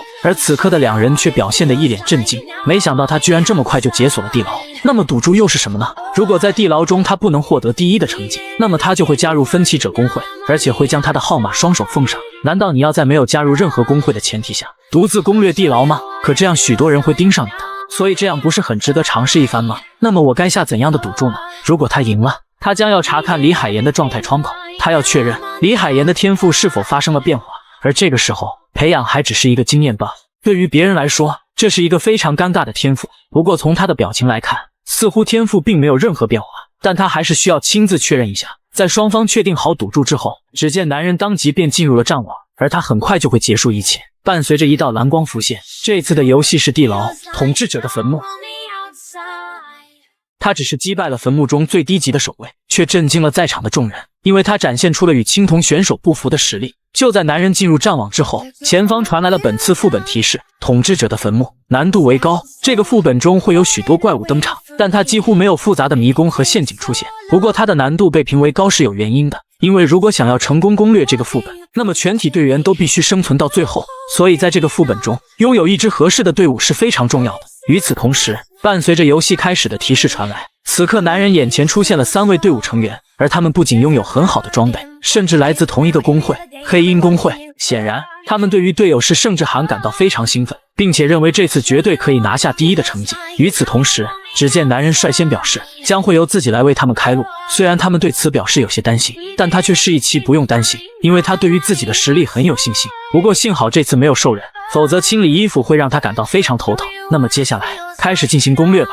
按照地图的指引，男人等人很快便来到了副本地下一层。此刻众多守卫正从地上缓缓冒出，就在众人愣神之际，只见坟墓的守卫便赫然站在了他们面前。这时的他们正商量着使用魔法来进行开路，可一旁的男人却当场制止了他，随后便向他们示意，只需跟在他的身后即可。下一秒，众多的守卫便朝着男人发起了进攻，只见他正以灵敏的身法规避着所有伤害，紧接着一拳便将面前的守卫瞬间击破。随后只见一道人影闪过，这条道路上的所有守卫便被清理得一干二净。而通往统治者坟墓的道路共有10条，每条道路都有一个小队正在清理，所有的道路最终都通向地下7层，也就是 BOSS 的房间。此刻，盛志涵队伍正以强大的实力处于第一的位置。很快，他们队伍便来到了地下3层，就连在场的众人都对此感到难以置信，因为拥有强大防御的坟墓守卫，此刻在男人面前就宛如沙子一般。与此同时，只见武田和夫向男人捐赠了1万 GP， 这家伙到底在做些什么？看起来就像是在不顾一切地拉拢他。而当网友们问起他是否有打算离开这里时，他却表示对此根本就没有任何兴趣，紧接着便当场禁止了武田和夫的发言。在不知不觉中，他们已经攻略完了地下3层，而队友们则对此表示非常抱歉，因为他们并没有派上任何用场。如果能够跟男人一直合作下去就好了。可就是这一句话，让男人瞬间起了疑心。片刻之后，他们来到了地下4层，没想到这里居然是一条直线。而从地面和墙上的洞口来看，这里隐藏着非常多的陷阱，看起来似乎所有的陷阱都集中在了这一层。随后只见男人表示，在这里我可以加快速度了吗？当然，没有任何问题。而这一次仍旧是由男人带队。就在他正缓缓朝着里面走去时，此刻众人的心里早已做好了打算，因为剑王家族787号发布了一项任务，只要完成消灭自身的任务，就能够获得10亿的报酬。此刻，武田和夫正一脸悠闲地观看着直播画面。盛志涵，这下你该怎么办呢？他所发布的任务已经被很多人接下了，但他们是绝对不会表现出来的，而这将意味着，当开始行动的那一刻起，他就注定会失败。在这场死亡就意味着失败的游戏当中，众人却是纷纷举起兵器对准了自己，因为他们接到了一项特殊任务，只要阻止盛志涵获得第一，就能获得10亿的酬劳。就在男人开始行动之后，下一秒，数支弓箭便朝着他们迎面飞来。正当法师想要使用魔法将其消除时，男人却示意他不用动手，只见其抬手一挥，所有的弓箭便被刹停在了空中，因为这可是拥有力属性的绝对领域。此刻众人皆是一脸震惊的表情，这到底是什么力量？而这时的法师则注意到了队伍中落后的2人，他们正拿着手里的兵器对准自己，难道他们是想要消灭自己吗？闻此，男人当即转过身来，就在法师释放魔法阻止他们的行动时，下一秒，只见通道中猛然出现一道闪电。等到众人回过神来，男人早已一拳打掉了他们手中的兵器。紧接着，男人抬手一挥，2人便被一股无形之力压倒在了地上。这真是太危险了，游戏差点就结束了。幸好男人及时阻止了这一切。而这时的2人互相开始埋怨起来：“你难道也接下了那个任务吗？闭嘴！难道你没看出来吗？”与此同时，男人也得知了他们为何会这么做的原因。看来他们都接下了同一个任务，只要他们其中1人死亡，那么这场游戏就会当场结束。这可真是太丢脸了。作为工会中的一员，他感到非常抱歉，但男人却表示他根本就不用道歉，因为他也跟那2人一样。黑鹰工会在场成员全都接下了这个任务。至于盛志涵到底是如何得知的，这一切都要从金色流光身上说起。他从比赛开始就一直观察着众人的一举一动，而在那时，他注意到了剑王家族989号发布了一项特殊任务，完成消灭自我的任务就能够获得10亿的报酬。于是他便选择使用捐赠的方式将此事告知了男人。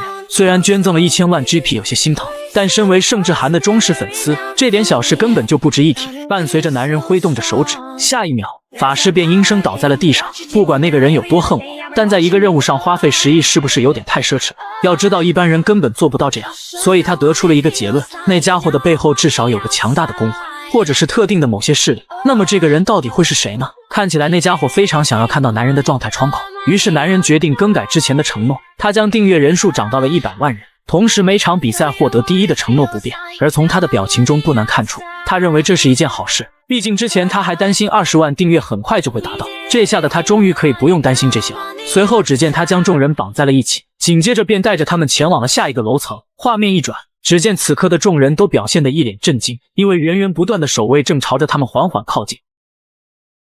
他只是轻轻握紧拳头，却瞬间击碎了所有的坟墓守卫，因为这可是传闻中的绝对领域，是一个完全由他支配的空间。就在男人带领着众人前往下一个楼层时，此刻他们正表达着内心的不满，这家伙真的跟我们是同一个级别吗？而在10分钟之前，虽然他们的行为被盛志涵当场阻止，但他们仍旧对此感到十分不满。可下一秒，只见男人在其身上快速点击了几下，紧接着他便无力地瘫倒在了地上，而他对此感到非常震惊。这难道是传说中的点穴吗？那可是成为顶尖的武术家才能做到的事情。该死，他不是治疗师吗？为何能够做到这些事情？与此同时，此刻的他忽然想起，盛志涵似乎对于侄女的事情非常敏感。可正当他想开口说话时，却被盛志涵当场制止。你就好好闭上嘴吧。紧接着众人便被他拖拽着前往了下一个楼层。画面一转，盛志涵等人来到了地下6层，面对眼前众多守卫的围攻，此刻的他也显得有些许惊讶，因为这个数量远远超出了他的想象。而就在他愣神之际，只见守卫率先对其发起了进攻，男人瞬间挥出一剑进行抵挡，紧接着便将众人一把扔到了后方。随后一道人影闪过，众多守卫在顷刻间就被男人消灭得一干二净。与此同时，地下坟墓传来一阵剧烈的震动，下一秒，只见铺天盖地的守卫正朝着男人缓缓靠近，望着他们那散发着金光的眼睛，这些家伙与之前的守卫完全不同。就在这时，前方传来任务提示：消灭所有守卫，奖励1000成就点数。这可真是太棒了。随后只见男人抬手间便给众人施加了一层盾牌，紧接着举起手中的长剑朝着盾牌进行敲打，因为只有增加了力属性的盾牌才会变得更加坚固。那么接下来就该轮到你们了。下一秒，只见男人瞬间释放出绝对领域，而他对于这种能力早已使用的得心应手。凡是进入到领域之中的事物，他们的行动都会变得非常缓慢，他只需轻轻握紧拳头，就能够将他们瞬间击碎。这就是他所支配的空间。难以想象，巴伦使用它居然只是为了强化魔力。与此同时，只见男人缓缓举起手中的长剑，下一秒，一道剑气龙卷席地而起，紧接着前方传来提示：你已完成特殊任务。他只是朝着 BOSS 虔诚地进行了跪拜，却因此通关了地下7层，并且毫不费力地打开了回归的通道。就在男人以一己之力通关了地下6层之后，此刻他们来到了地下7层，最终 BOSS 的房间。只见 BOSS 正开口喃喃道：欢迎你们的到来，掠夺者。所谓黄金，是最终都会被抢走的东西，我会给予你们一切想要的东西。而地下7层的通关条件便是向我行礼致敬，并且是所有队员都必须参与。随后只见 BOSS 面前显现出4道白光，而他们需要在这道白光里面行跪拜之礼。紧接着只见男人抬手间便解除了他们的束缚，下一秒，男人猛然睁开双眼，随后众人都不由自主地朝着前方飘去。而这是因为男人的武力值达到了18，导致绝对领域的面积和作用都得到了大幅度的提升。与此同时，只见 BOSS 一声令下，盛志涵便控制着众人朝着 BOSS 缓缓跪下。这下应该结束了吧？面对众人的跪拜，此刻的 BOSS 表现得非常满意，紧接着便打开了他们回去的通道。虽然他们痛失了100亿的酬劳，但得到了比赛第1还是蛮不错的。而一旁的魔法师则是非常好奇，盛志涵为何毫无动静，因为他们并不知道，就在刚刚，盛志涵接到了一项特殊的任务，向统治者表现出真正的敬意，奖励5000成就点数以及统治者的剑。5000成就已经是非常令人惊讶的奖励了，没想到居然还有统治者的剑，难道那种巨大的东西也是我的奖励吗？真正的敬意吗？此刻男人不由得打起了一旁魔法师的主意，而就在他愣神之际，只见男人抬手间就将其吸附在了手上。掠夺者之王，这便是我对你真正的敬意。紧接着便将手中的魔法师一把扔出，伴随着他触碰到战马的瞬间，前方传来了玩家死亡的信息提示。就在众人一脸疑惑之际，此刻的 BOSS 表现得颇有兴趣。掠夺者之王难道指的是我吗？当然，这是我对你最真诚的尊重。除开那些黄金，我想要拥有真正有价值的东西，比方说你手里的那把剑，统治者之剑，将其从 BOSS 手中掠夺过来，才能体现出我真正的尊重，同时也是完成特殊任务的唯一途径。闻此， BOSS 当即感到非常有趣，并夸赞了男人如此大胆的举动。我会将我的宝物赐予你，因为你对我表达了最真诚的尊重，我会满怀着感激收下它吧。那你就试着将其接下吧，我的凤凰之剑。男人只是简单的挥出一剑，却让 BOSS 感到万分震惊，因为仅仅一击，他便瞬间摧毁了 BOSS 手中的神器。就在 BOSS 即将给出凤凰之剑时，此刻男人正做好了将其接下的准备。与此同时，只见一股热量朝着他们迎面扑来，过高的温度甚至导致他们当场发生了自燃。这下情况变得有些棘手了，看起来他们并不能坚持多久了。虽然他们的死并没有任何关系，但当他们死去的那一刻起，男人手中的兵器也会随之消失。为此，他必须赶在那之前解决这件事情。而在这时，过高的温度瞬间融化了遍地的金币，就连队员也抬走了2人。从男人的直觉来看，这把凤凰之剑他肯定是无法将其接下的，唯一的突破口就只剩下他手里的那把长弓。在他射出弓箭之前，男人必须摧毁长弓。在很久很久以前，一个迷路的人面前出现了一位圣人，圣人给他指引了一条前进的道路，至此三才武功便来到了人间。而其最重要的便是精准以及超高速的突刺，伴随着男人猛然刺出一剑，此刻 BOSS 也即刻做出了反应。可下一秒，一击仙人指路袭去，当场便将他的长弓瞬间摧毁。就连 BOSS 对此感到十分震惊。你叫做什么名字？男人表示自己叫做盛志涵，你是一位相当出色的战士。紧接着只见他将凤凰之剑给予了男人，你给予了我足够的尊重，这把凤凰之剑就赐予你了。掠夺者盛志涵，我期待与你的下一次见面，当然我也一样。随后只见 BOSS 缓缓消散在了空中，紧接着经过一番测试，男人发现这玩意用的还挺顺手，只要将后面的羽毛去掉就能当成长矛使用。与此同时，网友们正在议论纷纷，因为就算是慢放镜头下，他们也没看出男人到底做了什么，而这是必然的结果。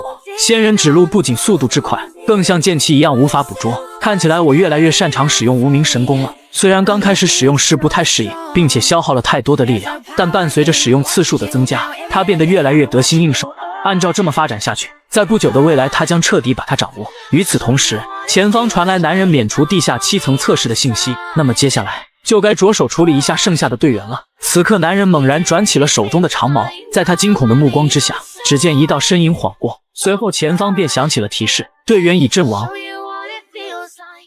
他只是从副本中带回了兵器，却让所有人感到万分震惊。就在男人攻略完地下7层之后，此刻他正带着凤凰之剑回到了地球，而众人却表现得非常震惊，因为这居然是从青铜副本中拿到的。不过你们都应该有看直播吧？这次我又得到了第一，那么按照约定，你将给我看看你的状态窗口。但是在那之前，他却要求男人将长枪放下，毕竟长枪散发着强大的力量。画面一转，李海岩将自己的状态窗口展示给了男人，而男人却表现得异常兴奋，就如同预期的那样，李海岩拥有的天赋正是培养。不过他似乎非常讨厌自己的天赋，毕竟他为了得到天赋花费了大量的精力，但却得到了毫无作用的培养天赋。他甚至认为自己就不该去到那个学院。此刻男人露出了一抹微笑，因为他非常的开心，随后便从口袋中掏出手机，并希望李海岩能够给出自己的号码。可我不是输了吗？这又是什么意思？并没什么，只是单纯的想要个号码而已。不过之前的名片上不是有我的号码吗？那种东西早就弄丢了。而他对于男人的举动表示非常不解，难道他是对培养天赋有兴趣吗？随后他便在手机上输下了自己的号码，紧接着便转身离开了这里。画面一转，众人正观看着男人的通关记录。是呀，你的舅舅真是越来越强大了。而一旁的金希珠听闻似乎有些许不太高兴，不过在他们的印象中，男人在几个月前还是一副邋里邋遢的模样，没想到变化居然会如此巨大。与此同时，一旁的希珠提醒着世雅，那一天就快到了，你的18岁生日，同时也是你获得天赋的日子。而同学们则开始了猜测，世雅至少能够获得 S 级别的天赋，毕竟他的父亲可是3S 级别天赋的剑王，母亲是双 S 级的圣女，并且最近非常活跃的他的舅舅天赋至少也是 S 级别的。但世雅却对此认为天赋和血缘并没有任何关系。尽管如此，世雅对于自己将要觉醒天赋的事实还是感到有些紧张，但一旁的希珠却对其表示不用担心，因为到时候他会赠送一份礼物给他，所以请他一定要接受。另一边，只见一位学员忽然瘫倒在了地上，剑王以强大的实力瞬间击倒了几人。通过数据表明，剑王比以往还要更加的强大，他的所有能力都得到了大幅度的提升，而他们对此非常期待。剑王加入新卫队之后的首次参赛，究竟会有怎样的表现？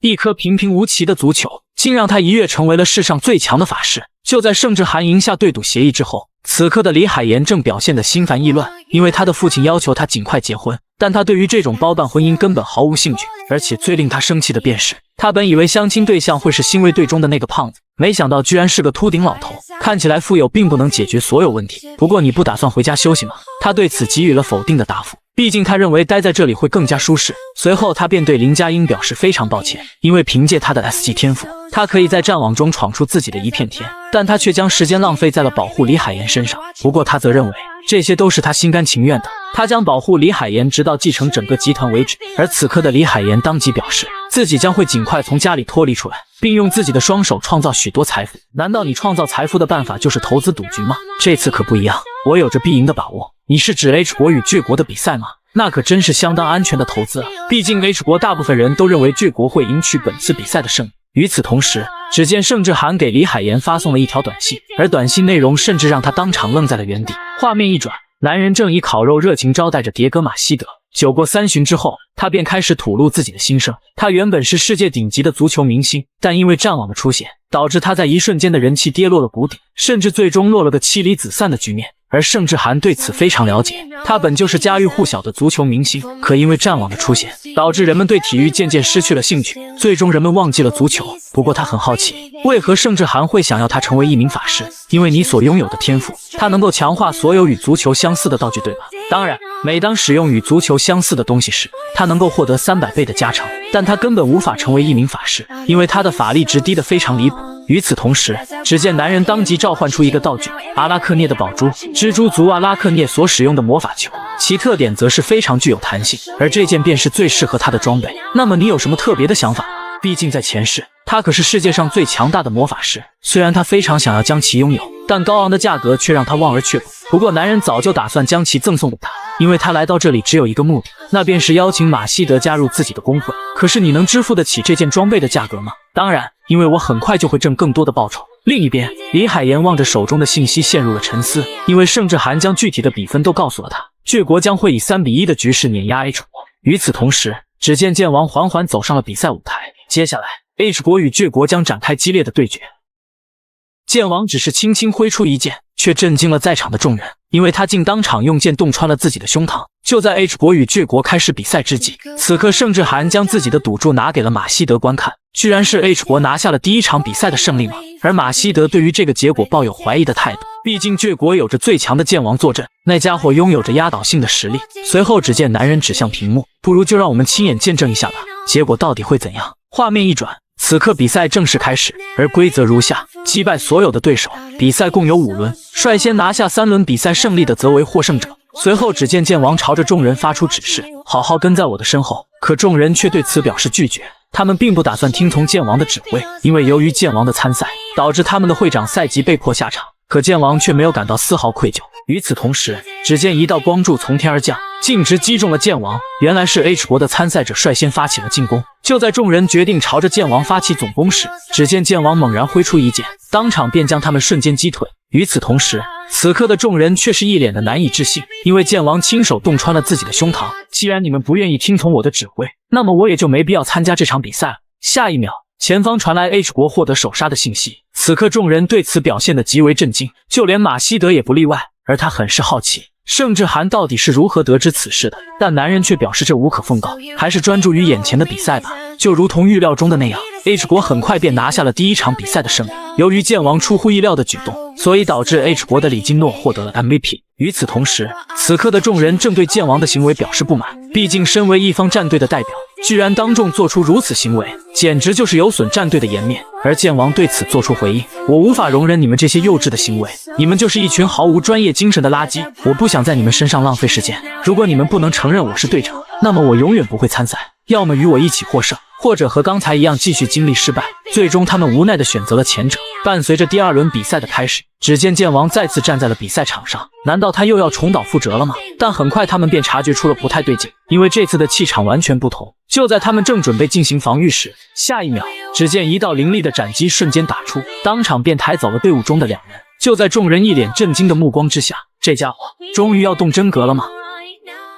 他不过是拿下了整场赌注的胜利，却震惊了在场的众人，因为他精准预测出了2队的比分。就在剑王展现出真正的实力之后，只见其一剑便将面前的2人瞬间击杀。仅2次进攻，剑王便当场将2队的比分追平。很快画面就来到了第4轮比赛，而在上一轮比赛中，剑王以其强大的实力碾压了众人。不过这一轮可没那么简单了，只见战士对其发起了极为猛烈的攻势，就连一旁的法师也使出了浑身解数。不到片刻，剑王便被锁链牢牢缠住。可就当众人正准备将其围攻时，下一秒剑王一把便放开了左手紧握的长剑，而后更是当场拦住了战士的进攻。就在他一脸疑惑之际，只见剑王猛然发力，当场便将战士瞬间击飞。而此刻的法师正想着加固锁链，可剑王早已一个瞬身来到他的面前，紧接着一道凌厉的斩击划过，当场便将其抬走。就在2位队员即将为他们提供帮助时，一旁的新卫队却当场制止了他们，你们可别太小看我了。与此同时，剑王早已御剑飞行来到他的身前，你们可真是一群乌合之众啊！难道你加入倔国就是为了耍帅吗？看起来御剑的确很帅，如果你的能力能和你的嘴巴一样厉害就好了。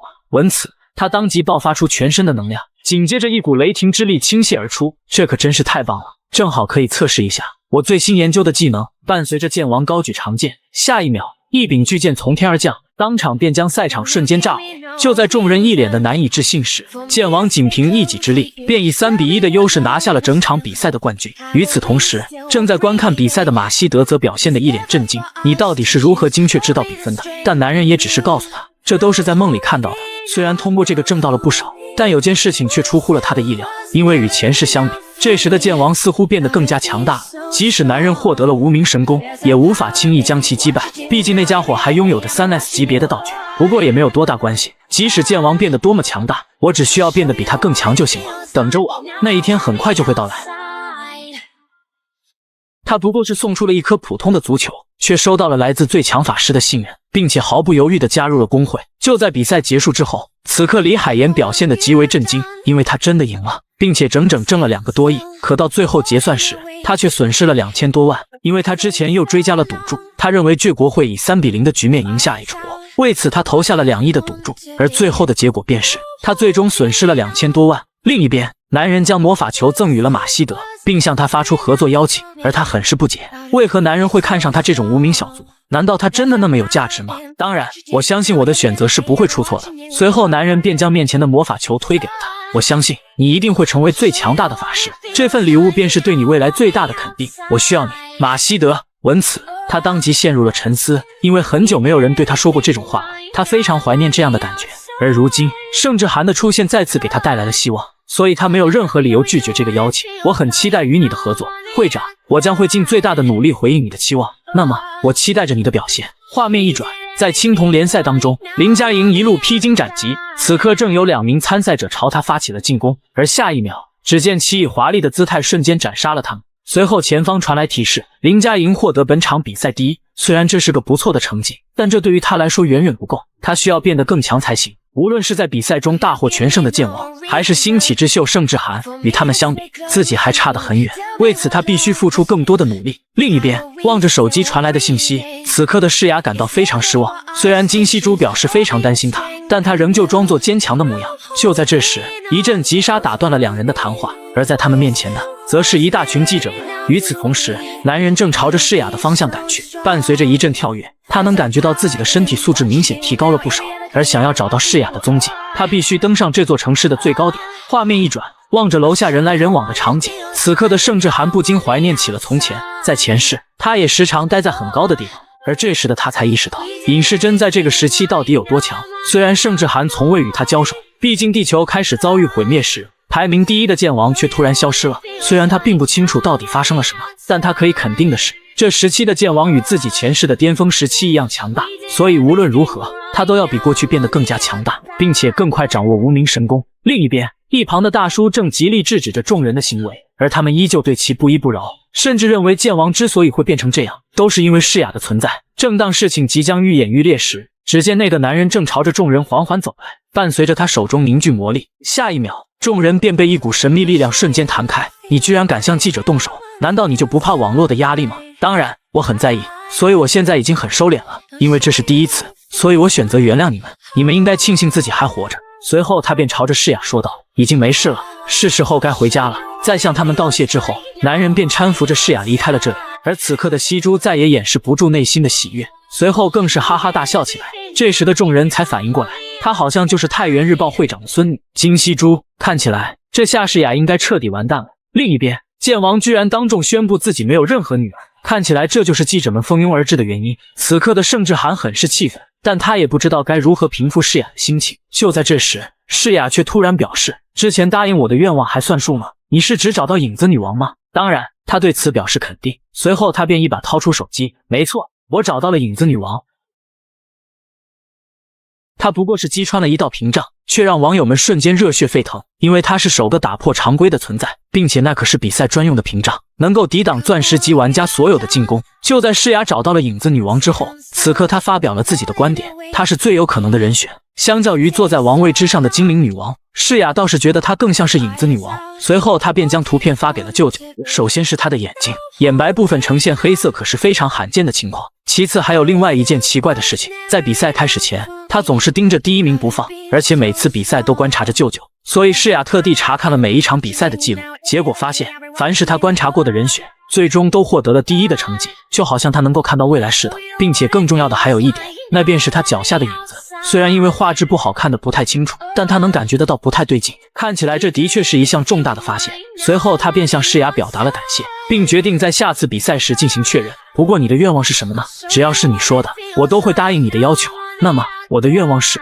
画面一转，男人再次来到了斗兽场内，而在今天，他将打破常规，击破观众台上的屏障，并对那个精灵进行一番确认，看一看他到底是不是影子女王。不到片刻，男人便完成了10次击杀，而这足以让他保持第1的位置。那么接下来就该想办法打破这道屏障，但这并不是一件容易的事情，毕竟他的强度就相当于钻石级别的玩家，而且能够挡下所有的技能和攻击，就连男人的流浪者之眼也无法穿透这道屏障。为此，想要看到他的真实面目，就必须创造出一个缺口。此刻只见他缓缓凝聚力量，毕竟拥有了非常强大的兵器，虽然不能发挥他的全部能力，但仅用突刺就足够了。伴随着他的猛然发力，一招仙人指路瞬间打出，可却未对其造成任何伤害。不过此刻的网友们却炸开了锅，因为盛志涵真的这么做了，而他并未因此止步，反而更加凌厉地打出无数道进攻。不到片刻，偌大的屏障就被他打出了一道细小的洞口。与此同时，只见他猛然发动了流浪者之眼，因为他必须赶在屏障恢复之前看到他的真实面目。可随后他却当场愣在了原地，因为他竟身处在了异空间里。而在这时，他的身后竟亮起了一道白光。等他转头望去时，他却是感到非常震惊，因为一双巨眼正注视着他。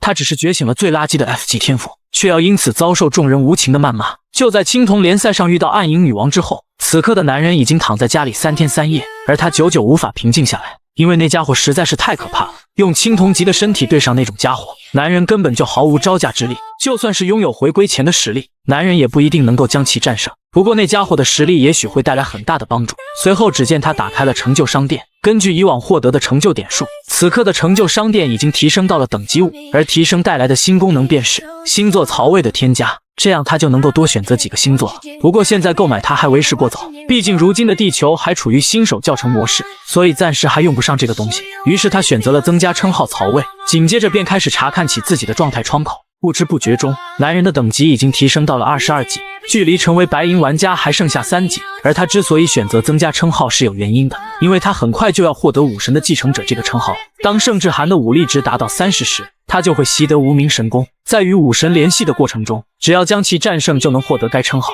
而这也是他前世中一直使用的称号。无论如何，他必须尽快习得无名神功，因为他很快就会对上那个家伙。画面一转，只见男人正带着世雅寻找空房，但似乎世雅还是觉得空间小了许多，而这也是理所当然的，毕竟他之前一直都住在剑王宫里。不过就连男人也没有想到，他的愿望居然是搬家，看起来那里的确给他带来了不少的痛苦。为了尽快带他脱离那个环境，于是男人当即便决定，他们需要更大一点的房子，毕竟世雅也快成为一名玩家了，所以需要更大的空间摆放连接器才行。当然，介绍人当即便答应了下来，而他一直都是盛志涵的忠实粉丝，他很感谢男人对于世雅的照顾。虽然他以前曾是剑王一族的成员，但当剑王离开这里时，他便果断退出了家族。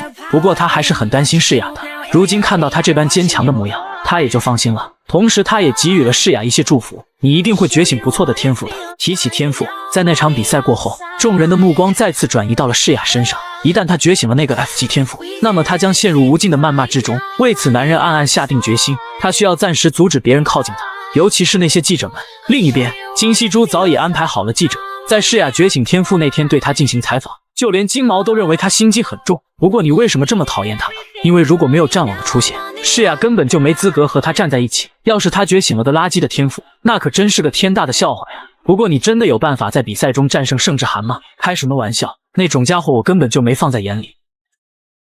父亲是觉醒3S 级天赋的最强剑王，而他觉醒的却是最垃圾的 F 级天赋。如今距离世雅觉醒天赋只剩下14小时，此刻金希珠正请求着世雅，希望他能够在获得天赋时接受采访，但世雅却是一口回绝了他。虽然金希珠对此表示这一切都是为了他好，可世雅却不愿与他过多纠缠，随后便转身离开了这里。而此刻的他终于露出了原本的面目，即使世雅不愿进行采访，他也早就想好了应对的办法。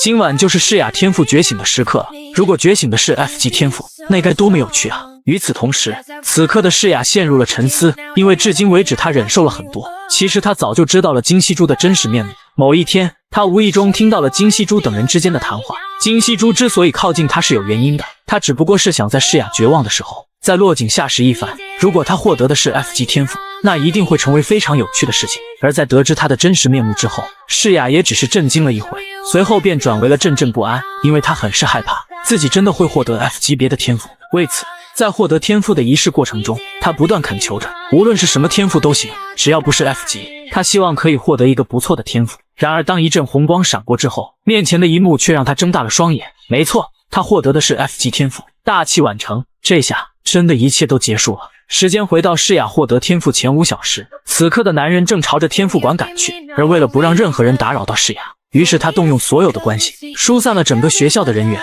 以及那些记者们，甚至安排高层人员进行戒备。毕竟高层也对诗雅获得天赋一事感到非常担心。看起来我又欠下你一份人情了。随后他便被安排在了馆外进行守候。虽然他也非常担心诗雅，但目前他能做的就只剩下守护好她了。而同时他也希望面前这个礼物能给诗雅带来些许的安慰。时间很快就来到了诗雅获得天赋的前5分钟。此刻金希珠正带着记者过来进行采访，而盛志涵很是意外，他们究竟是怎么进来这里的？当然是受到了认识的人的帮助。随后他光明正大地表明了自己的想法，他今天就是来采访诗雅的。但盛志涵却对此表示拒绝。眼瞅着双方互不退让，只见金希珠故作沉思一番，那么这个怎么样？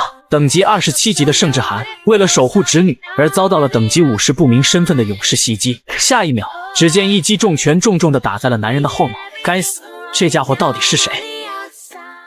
男人只是打开了自己的状态窗口，却让诗雅感到非常震惊，因为他居然也是 F 级别的天赋，但却展现出了与自身不相符的实力。就在金毛偷袭了盛志涵之后，此刻的他正有些得意忘形，安静地待着别动，他会好好照顾诗雅的。闻此，男人当即感到怒不可遏，谁允许你提起他了？下一秒，只见男人一拳重重地砸在了金毛脸上，可似乎并未对他造成太大的伤害，因为他的天赋居然是硬化。与此同时，双方你一拳我一拳地展开了进攻。就在金毛即将挥出全力一击时，只见男人一拳直击他的下颚，随后使用力将他的头发牢牢抓住。不到片刻，金毛便像个小孩似的被提在了空中。你的行为举止就如同恶霸一般，我将会给你带来不可磨灭的回忆，让你牢牢记住这一天的。紧接着，只见男人随手一挥，金毛便被丢在了金希珠面前。而此刻的他见此情景，当即便被吓出了一身冷汗。另一边，虽然获得天赋之后的诗雅很是失望，但她很快便振作起来，因为她知道悲伤并不能解决所有的事情，如今是时候该走出天赋馆了。然而望着状态窗口的她很是担忧，毕竟她深知 F 级别的天赋在比赛场上毫无用处。大器晚成，你将在未来发现自己的潜力。这句解释又有着怎样的含义呢？就在走出天赋馆后，她却对眼前的一切感到非常震惊，因为男人正在把玩着金毛的头发，而她很是好奇，这里到底发生了什么。与此同时，只见金希珠正朝着男人破口大骂，甚至为此搬出了他爷爷是报社社长的身份。然而男人对此并不在乎，即使他会操纵媒体制造那些假信息，同时以各种方式来让他们身败名裂，可男人都不为之动摇，大不了他们可以离开 H 国。但金希珠可就有所不同了，因为他会为他的行为付出惨痛的代价。伴随着男人小手一挥，只见无数火焰纷纷朝着金希珠飞去。既然你不像是那种会自我反省的家伙，那你就好好牢记这次的经历吧。下一秒，只见一股凶猛无比的火焰朝着他迎面扑来，不到片刻，火光便照耀了整个天赋馆。画面一转，此刻的诗雅很是担忧，她害怕金希珠会通过媒体来报复他们，但男人却安慰着她不用担心，毕竟那么大的一个报社不可能因为金希珠的事情而草率行事。而且目前最重要的是，你获得了怎样的天赋？大器晚成，一个 F 级别的天赋，就如同预期的那样。随后只见男人打开了自己的状态窗口，并示意诗雅好好观察一番。然而诗雅却露出了难以置信的表情，因为男人的天赋居然也是 F 级别的。你看看上面的数据，那些都是独特的属性，是需要通过隐藏条件来获取的。如你所见，天赋的等级并不代表着一切，因为你也可以获取隐藏的独特属性，并且在那之前，这个东西将会引导你前进的方向。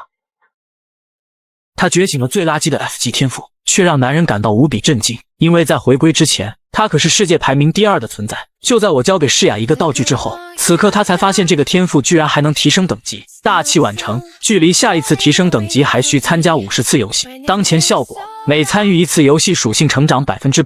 而这个天赋还有一个不为人知的秘密，在回归之前，位居世界排名第2的玩家是来自 Z 国的金玉华。他的天赋正是大器晚成，就连盛志涵都觉得难以置信，世界排名第2的天赋居然会让诗雅绝望而死。就如同男人预期的那样，透过 A 级眼镜能够看到天赋的真实面貌，而这是男人在诗雅觉醒天赋的前一天修好的道具。光是等级能够提升就已经很吓人了，再加上成长率提升100%，这就相当于训练效率比别人提高了2倍。只要有了这个，诗雅就能够更快获得男人所说的稀有属性。闻此，诗雅当即呆愣在了原地，而盛志涵坚信他一定会成为一名顶级选手。此刻的诗雅终于喜极而泣，因为他等这一刻等了太久了。当剑王离开 H 国将他抛弃时，人们都将愤怒倾泻在了他的身上。在经历一切事情之后，诗雅变得更加坚强了，她不再是那个被剑王抛弃的女了，而是一个名为尹诗雅的玩家。不过她倒是觉得男人神奇得很，就好像熟知未来发生的一切似的。既然心情恢复了许多，那么就一起去吃生日大餐吧，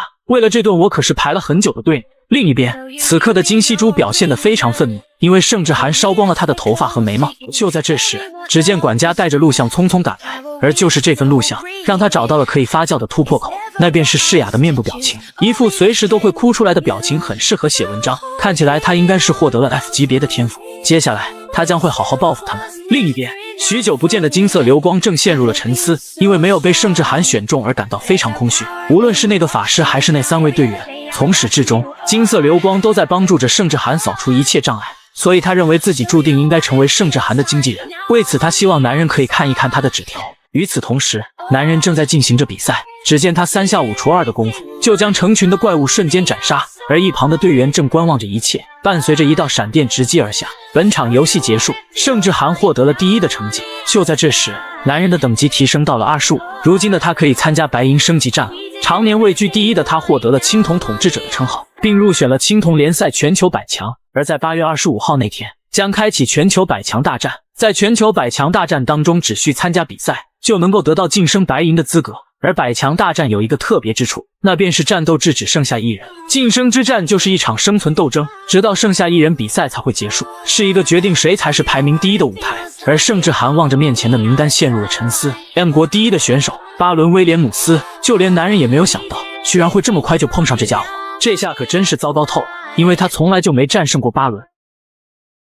他不过是打通了3个丹田，却被星座武神取消了继承资格，并剥夺了他的一切天赋。而盛志涵之所以能够进入前100名的决定性因素，是因为他掌握了独特的力属性。当然，武力也是一种独特的属性，但在解锁无名神功之前，他也仅仅只是力量、耐力以及速度的组合。而力是一种超越现实的力量，例如绝对领域、强化魔力以及强化念力等等。可即便如此，它也存在着体重级别上的差异。巴伦所使用的力在层次上有所不同，力是魔力和神力构成正比的独特属性，而巴伦生来就拥有强大的魔力，所以他至少拥有比盛志涵高出2倍的力。就算男人的念力再强，可在绝对力量面前根本毫无作用，因为巴伦仅凭力属性就稳居世界第1的排名，而他并不是靠运气才守住了这个位置。毕竟他在青铜时期就已拥有钻石级别的魔力文明，与他正面对抗无异于自取灭亡。为此，他必须尽快解锁无名神功。画面一转，男人望着面前的窗口信息陷入了沉思。此刻的他有些难以置信，毕竟这与印象中的他相差太远了。就在这时，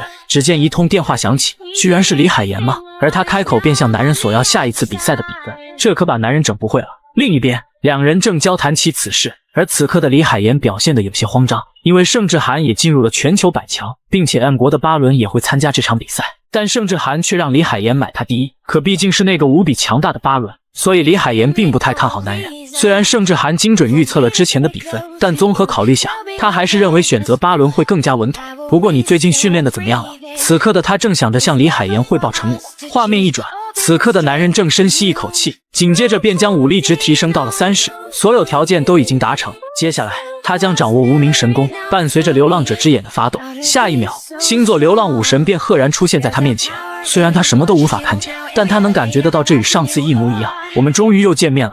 紧接着他便承认了男人是他的继承者，随后只见无数能量缓缓朝着男人汇聚，接受技能无名神功。通常来说，星座会在这时提出自己的条件，但流浪武神并没那么做。正当他以为事情会顺利发展下去时，只见前方传来一声警告。流浪武神皱起了眉头，由于男人已经打通了3个丹田，所以武神对他产生了警惕。下一秒，他当即便取消了对无名神功的传承，紧接着转身便回到了自己的轨迹。而此刻的男人还没意识到发生了什么，可当他看到自己的状态窗口时，却表现出了一脸的难以置信。此前位居世界排名第7的盛志涵，面对即将开启的100强大赛，他的天赋居然全都消失了。他只是出现在了100强争霸赛上，却让男人感到无比震惊，因为这是上一世中从未发生过的。就在盛志涵失去天赋之后不久，此刻世雅一脸轻松地站在男人面前，而他刚刚办好了退学手续，这下他终于感到浑身轻松了不少。这是他在觉醒天赋之后所做出的决定，毕竟世雅已经决定好接受男人的训练，所以也就没有理由继续待在学院。眼下总算是解决了世雅的问题，可男人自身的问题该怎么办呢？毕竟明天就要开启100强大赛了，但他却弄丢了流浪者之眼，而且更糟糕的是没能完全继承无名神功。此刻的他只感觉心烦意乱，一旁的世雅似乎察觉出了他不太对劲，难道是因为100强大赛吗？的确，不过他更担心自己发生改变的未来。就在这时，只见世雅鼓励着男人：“你一定会赢下比赛的，毕竟你总能想到解决问题的办法。”与此同时，男人的左眼一阵痛感袭来，该死，这到底是怎么回事？画面一转，此刻的盛志涵总感觉自己的左眼不太对劲，于是他便尝试着使用力将其消除。下一秒，只见无数道力将晶体瞬间摧毁，紧接着一股强烈的痛感袭来。与此同时，前方传来提示：你已消除流浪武神的痕迹，玩家盛志涵完全从星座的统治中解放。就在男人还没搞清楚到底是怎么回事时，只见前方再次响起提示：从现在开始，你可以获得其他星座的支持。这是什么意思？难道这代表着武神一直都在阻止我得到其他星座的力量吗？该死！原本我还以为没有条件是因为他无私奉献呢，原来他一直寄生在我体内。随后，只见武神突然便销声匿迹了，而男人非常不解，区区一个武神难道还会怕一位青铜玩家吗？虽然男人对此非常疑惑，但不管怎样，如今武神的力量已经不能使用了，不过他刚好可以利用这个机会去寻找其他的星座。而就在这时，前方恰好出现了一项任务，史诗级别任务，寻找并挑衅影子女王，奖励5万成就点数，以及星座影子女王的兴趣。不过眼下最重要的还是明天的比赛，毕竟他要填补武神力量遗留下来的空缺，而他刚好有了一个主意。画面一转，青铜百强争霸比赛正式拉开了帷幕，游戏将会持续到只剩下1名玩家，而男人一上场就成为了众人的目标。伴随着比赛正式开始，只见众人当即便对其发起了围攻，而男人则是不慌不忙，仅仅一击便将两人瞬间击杀。面对敌人猛烈的攻势，他当即选择将其抵挡下来。与此同时，一颗紫色火焰朝着他迎面扑来，而男人只是微微挥动右手，下一秒便将火焰推向了一旁的敌人，紧接着俯身冲向法师。面对法师的多重火焰魔法，只见男人挥出重重一拳将其瞬间击飞。除开巴伦不谈，这些家伙的实力基本上都差不多。正当他想着慢慢解决这些敌人时，只见一柄利刃赫然出现在他眼前，一瞬间，男人当即使用双手抵挡下来，而他对此很是震惊，因为面前之人正是梅花剑李佳莹，可他为何会出现在这呢？他只是出现在了百强争霸赛上，却把男人吓了一跳，因为这意味着未来已经发生了改变，而且他似乎变强了许多。面对林佳音的突然出现，此刻男人表现得无比震惊。当初太空联盟出现之后，战败便意味着死亡，而男人深刻记得东北亚决赛中的最后一场，倔国派出了剑王尹世珍参加比赛，然而 H 国的选手却因为害怕死亡，所以全都拒绝了参赛。于是作为下一任剑王候选人的他，便独自承担起了这份责任。没发现林佳音，但令男人感到奇怪的是，这家伙应该从未进过前100名才对，为何他会出现在这种地方呢？难道是未来发生了改变吗？就在这时，男人及时挡下了他的进攻，紧接着使出闪天雷步直击他的面门，当场将他震飞数十米远。与此同时，男人挥动着长矛朝着林佳音攻去，但却被其躲闪开来。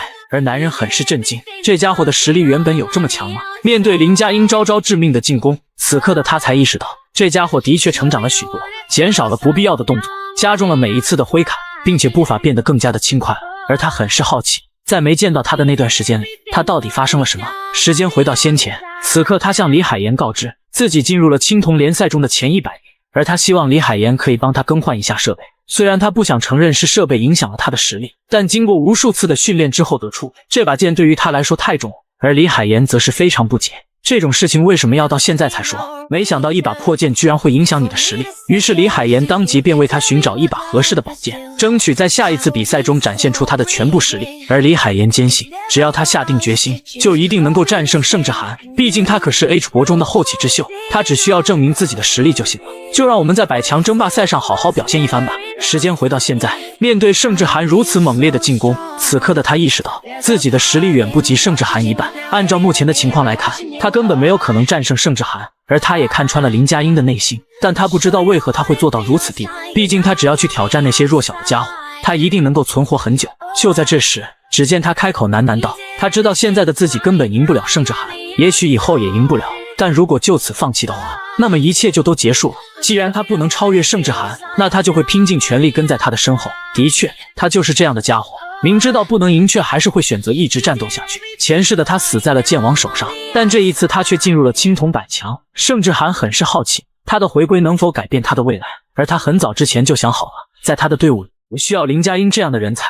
与此同时，林佳音当即使出了秘技梅花风暴，下一秒，无数人影朝他攻去。只见盛志涵缓缓抬起右手，虽然他还不是很适应这把长矛，不过他记得有一招非常适合现在的情况，3才5学弟横扫千军。他不过是挡下了火焰魔法的进攻，却让世界排名第一的巴伦感到无比震惊，因为他所使用的正是巴伦独有的力。就在盛志寒使出一招横扫千军之后，此刻烂国排名第3的小克拉克带领着众人在百强争霸赛上找到了巴伦，而他们想要趁着这次机会拿下他。不过巴伦却并不将他们放在眼里，随后更是甩手挑衅他们：“不如你们一起上吧。”下一秒，只见众人猛然朝着巴伦发起了进攻，而他却仅是抬手之间，便将小克拉克吸附在了手中。紧接着，一股红色能量瞬间击退了身后的众人。面对两人的偷袭，只见他挥手间便将他们瞬间击杀。此刻的他已然沉浸在战斗的喜悦当中。就在这时，一旁盛志寒的动静却引起了他的注意。这时的他意识到，盛志寒绝非等闲之辈，就像回归之前经历的那样。片刻之后，巴伦来到了男人身前。“难道你就是传闻中的盛志寒吗？”就在两人交谈之际，只见巴伦抬手间便出手偷袭了男人，但却被他轻松躲闪开来。紧接着使出闪天雷步，朝着巴伦发起了反击。然而他却漂浮在空中，躲过了这次进攻。望着即将落下的魔法攻击，只见盛志寒顶着压力朝着他发起了进攻，但却被其轻松闪躲。与此同时，巴伦当即对此做出了反击，强大的力量瞬间便将男人击倒在地。但这并未结束，只见天空中赫然出现许多魔法阵，伴随着他抬手一挥，下一秒，无数火焰径直击打在了众人身上。一瞬间，整个赛场就如同炼狱一般。正当他为此沾沾自喜时，只见男人使出一招横扫千军，当场便将所有人瞬间击杀。此刻盛志寒的排名已然来到了第1，而这时的巴伦则感到无比震惊，因为盛志寒居然在他的火焰之下毫发无损，准确来说，应该是火焰无法触碰到他。此刻他才意识到，难道这家伙也会使用力吗？当然，男人对此表示肯定，但巴伦却认为这根本就不可能发生，毕竟只有拥有2个职业的他才能拥有这股力量，而男人则对此做出解释：“那也只是你认为的而已。”在他亲手拿到这股力量之后，他才发现巴伦根本就不会使用这股力量。闻此，巴伦当即勃然大怒，只见无数魔力从他体内瞬间爆发，而他打算用这一击解决掉盛志寒，但男人却表现得一脸从容。随后缓缓从口袋中掏出一颗水晶，这是他在昨天意外想起的道具。水晶碎片能够赋予玩家1回合神圣的祝福，伴随着男人的使用，只见他的所有属性瞬间增加了 50%。接下来就让我们决一死战吧。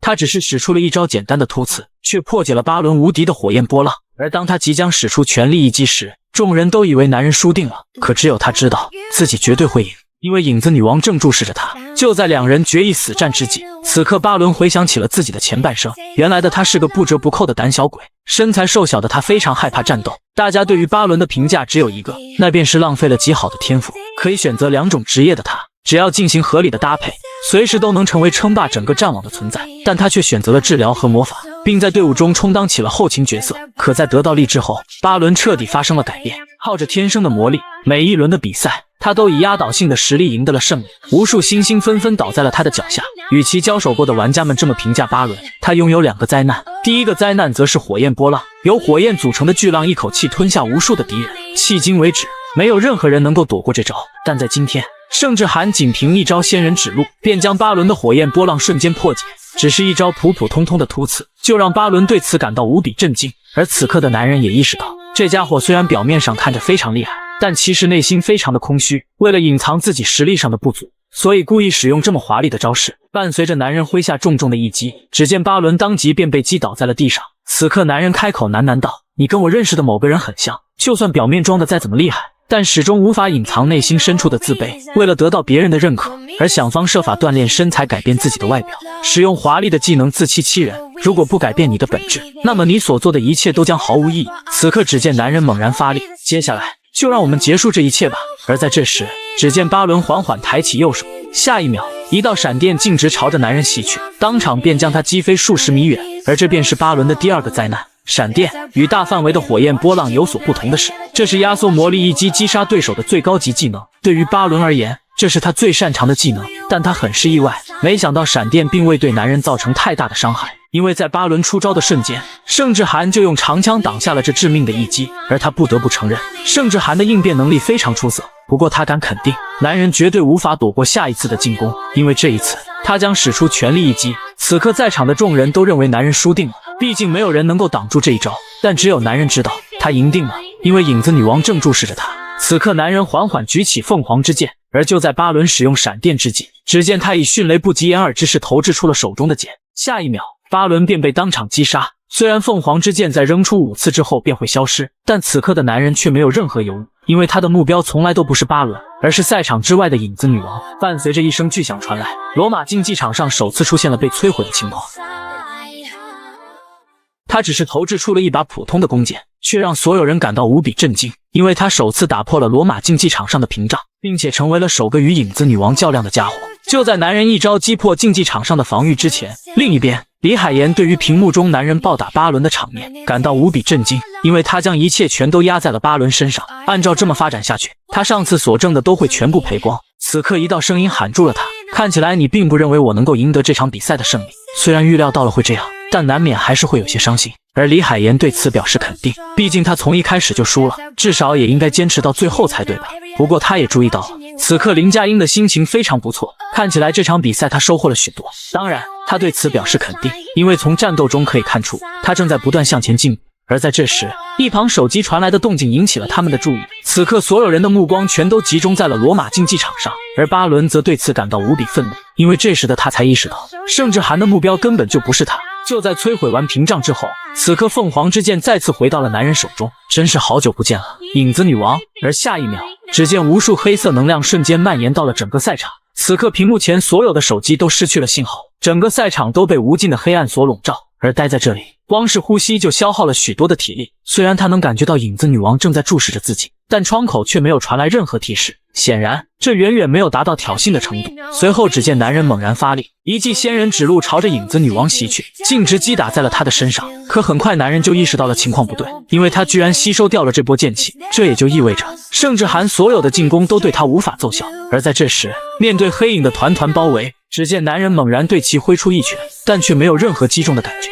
难道这些全都是影子吗？随后只见所有的影子纷纷朝着人们发起了进攻，而在和他们较量的过程中，男人发现物理进攻对于他们没有任何效果，于是男人当即使用了神力，伴随着他猛然挥出一击，虽然没能对他造成任何伤害，但他的存在被神力抹去了不少，这意味着影子对于神力毫无抵抗。而在这时，只见一道影子忽然抓住了男人的右脚，下一秒另一道影子猛然对其发起了进攻。此刻只见男人猛然睁开双眼，随后无数闪电径直朝着四周袭去，当场便将所有影子瞬间击退。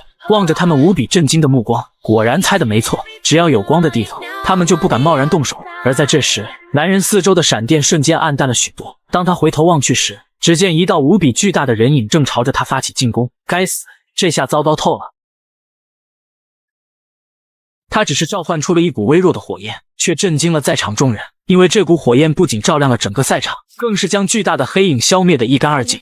就在黑影朝着男人发起进攻时，此刻盛志涵迅速侧身将其躲闪，毕竟他可没有使用连接器，如果吃上这一招绝对会当场死亡。战网连接器能够减少比赛时带来的疼痛，是参加比赛时必须使用的装备，大多数顶尖的玩家会选择减少 90% 以上的型号，通过消除痛苦带来的恐惧，让他们可以大胆发挥自己的才能。但盛志涵却没有使用连接器，而原因非常简单，因为战网很快就会变成现实，连接器的作用只是暂时的，当太空联盟出现时，一切都将变得毫无用处。所以盛志涵选择了提前适应这些。当他被烈火灼烧，被100万伏特的电压击中时，他都承受着人们无法想象的痛苦。与此同时，众人对于眼前发生的一切感到无比震惊，因为他们从未见过这般场面。不过看起来黑影似乎锁定了盛志涵，此刻面对黑影的进攻，男人也只能选择将其躲闪开来。虽然他知道这项任务并没那么简单，但面对这种巨大的体型，男人根本毫无办法。如果再这么躲下去的话，他迟早会死，并且更重要的是，那群家伙正在注视着他。